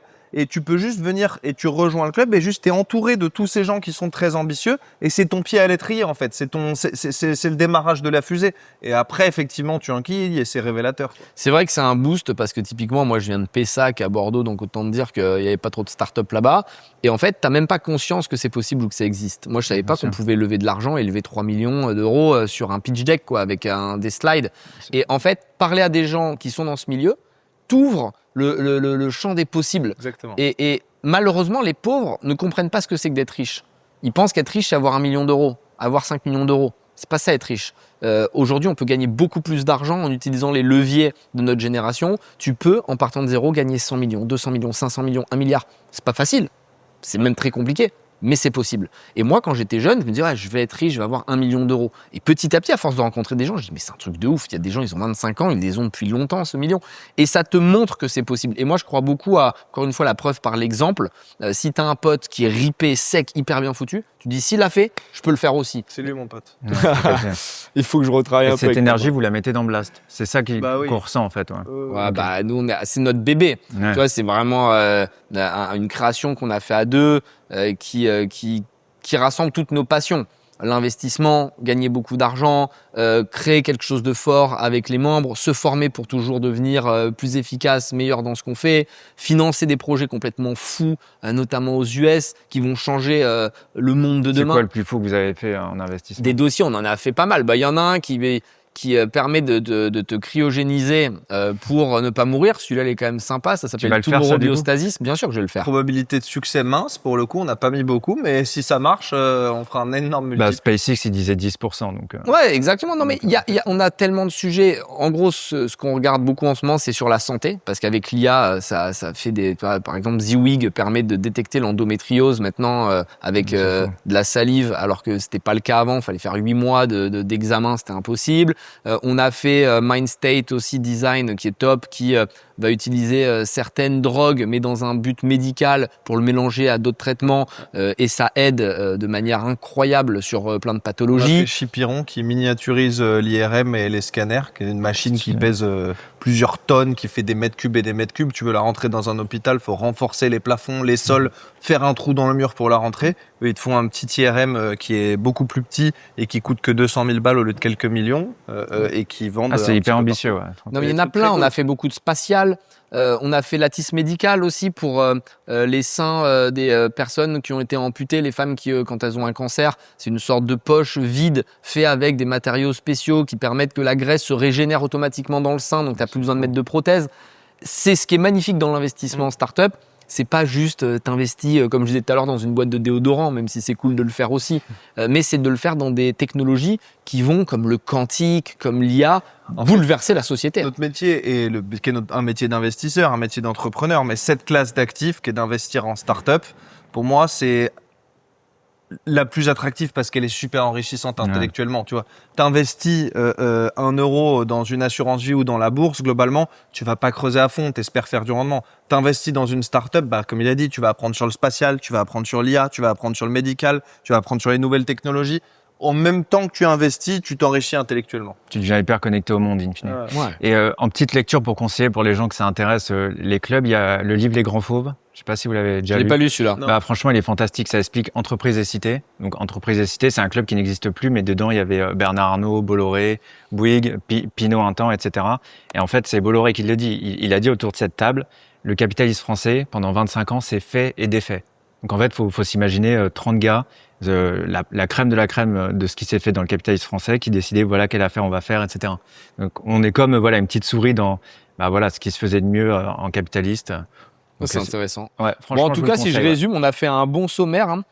Acheter du temps, le lieu de vie et les vêtements, les expériences, bio-optimisation et longévité, le capital social. Voilà dans quoi les riches dépensent leur argent, toujours dans un but intéressant. Je propose de faire une petite conclusion pour résumer tout ça. Allez, c'est ta spécialité, on te la laisse. La conclusion de cet épisode, c'est simple. Dépenser comme un riche, ce n'est pas acheter des trucs de riches, ce n'est pas prendre un jet pour faire une story, c'est pas acheter une montre pour impressionner des inconnus. Dépenser comme un riche, c'est utiliser son argent pour améliorer sa vie, c'est acheter du temps, c'est acheter de l'énergie, c'est acheter un environnement qui te tire vers le haut, c'est acheter des expériences que tu n'oublieras jamais, c'est acheter ta santé avant qu'elle devienne un problème, c'est acheter l'accès aux bonnes personnes, aux bonnes conversations, aux bonnes opportunités et surtout, c'est arrêter de confondre dépenses et gaspillage. Une dépense peut être intelligente si elle te rend plus libre, plus fort, plus lucide, plus sain, mieux entouré ou plus vivant, mais une dépense devient dangereuse quand elle sert uniquement à compenser, à fuir, à paraître ou à combler ton insécurité. C'est pour ça que la vraie question à se poser avant d'acheter quelque chose, c'est pas est-ce que je peux me le payer? La vraie question, c'est qu'est-ce que cette dépense m'achète vraiment? Est-ce qu'elle m'achète du temps? Est-ce qu'elle m'achète de l'énergie? Est-ce qu'elle améliore ma santé? Est-ce qu'elle réduit mes frictions? Est-ce qu'elle améliore mon environnement? Est-ce qu'elle me donne accès à de meilleures personnes? Est-ce qu'elle crée un souvenir fort? Est-ce qu'elle augmente ma liberté? Si la réponse est non partout, ce n'est probablement pas une dépense de riche, c'est juste une dépense de consommateur. Et c'est là que beaucoup de gens se trompent. Quand ils commencent à gagner un peu plus, ils augmentent leur train de vie, ils achètent une voiture plus chère, des vêtements plus chers, des vacances plus chères, un appartement plus cher. Mais au lieu de devenir plus libres, ils deviennent dépendants de leur nouveau lifestyle. Ils gagnent plus, mais ils respirent moins. Le but, ce n'est pas de vivre au-dessus de ses moyens pour avoir l'air riche. Le but, c'est de dépenser en dessous de son ego, mais au-dessus de ses standards. Ça veut dire moins d'argent pour impressionner les autres, plus d'argent pour construire une meilleure vie, moins de dépenses de compensation, plus de dépenses de progression, moins d'objets inutiles, plus de temps, plus de santé, plus de réseau, plus de souvenirs, plus de liberté. Et c'est applicable à tous les niveaux. Vous n'avez peut-être pas besoin d'un jet privé, mais vous avez peut-être besoin d'arrêter de perdre vos week-ends sur des tâches qui vous vident. Vous n'avez peut-être pas besoin d'une villa à 20 millions, mais vous pouvez peut-être améliorer votre chambre, votre bureau, votre sommeil, votre environnement. Vous n'avez peut-être pas besoin d'une clinique de longévité, mais vous pouvez faire un bilan sanguin, reprendre le sport, mieux manger, dormir correctement. Retenez cette phrase, ne dépensez pas pour avoir l'air riche, dépensez pour devenir plus libre. C'est ça, dépenser comme un riche. Merci d'avoir écouté cet épisode vraiment riche. Si ça vous a plu, abonnez-vous au podcast. On revient toutes les 2 semaines avec un nouvel épisode pour parler d'argent, de réussite, de business, de liberté, sans hypocrisie, sans langue de bois et surtout partager cet épisode à quelqu'un qui gagne de l'argent mais qui ne sait pas encore bien le dépenser. Croyez en vous et forcez votre destin.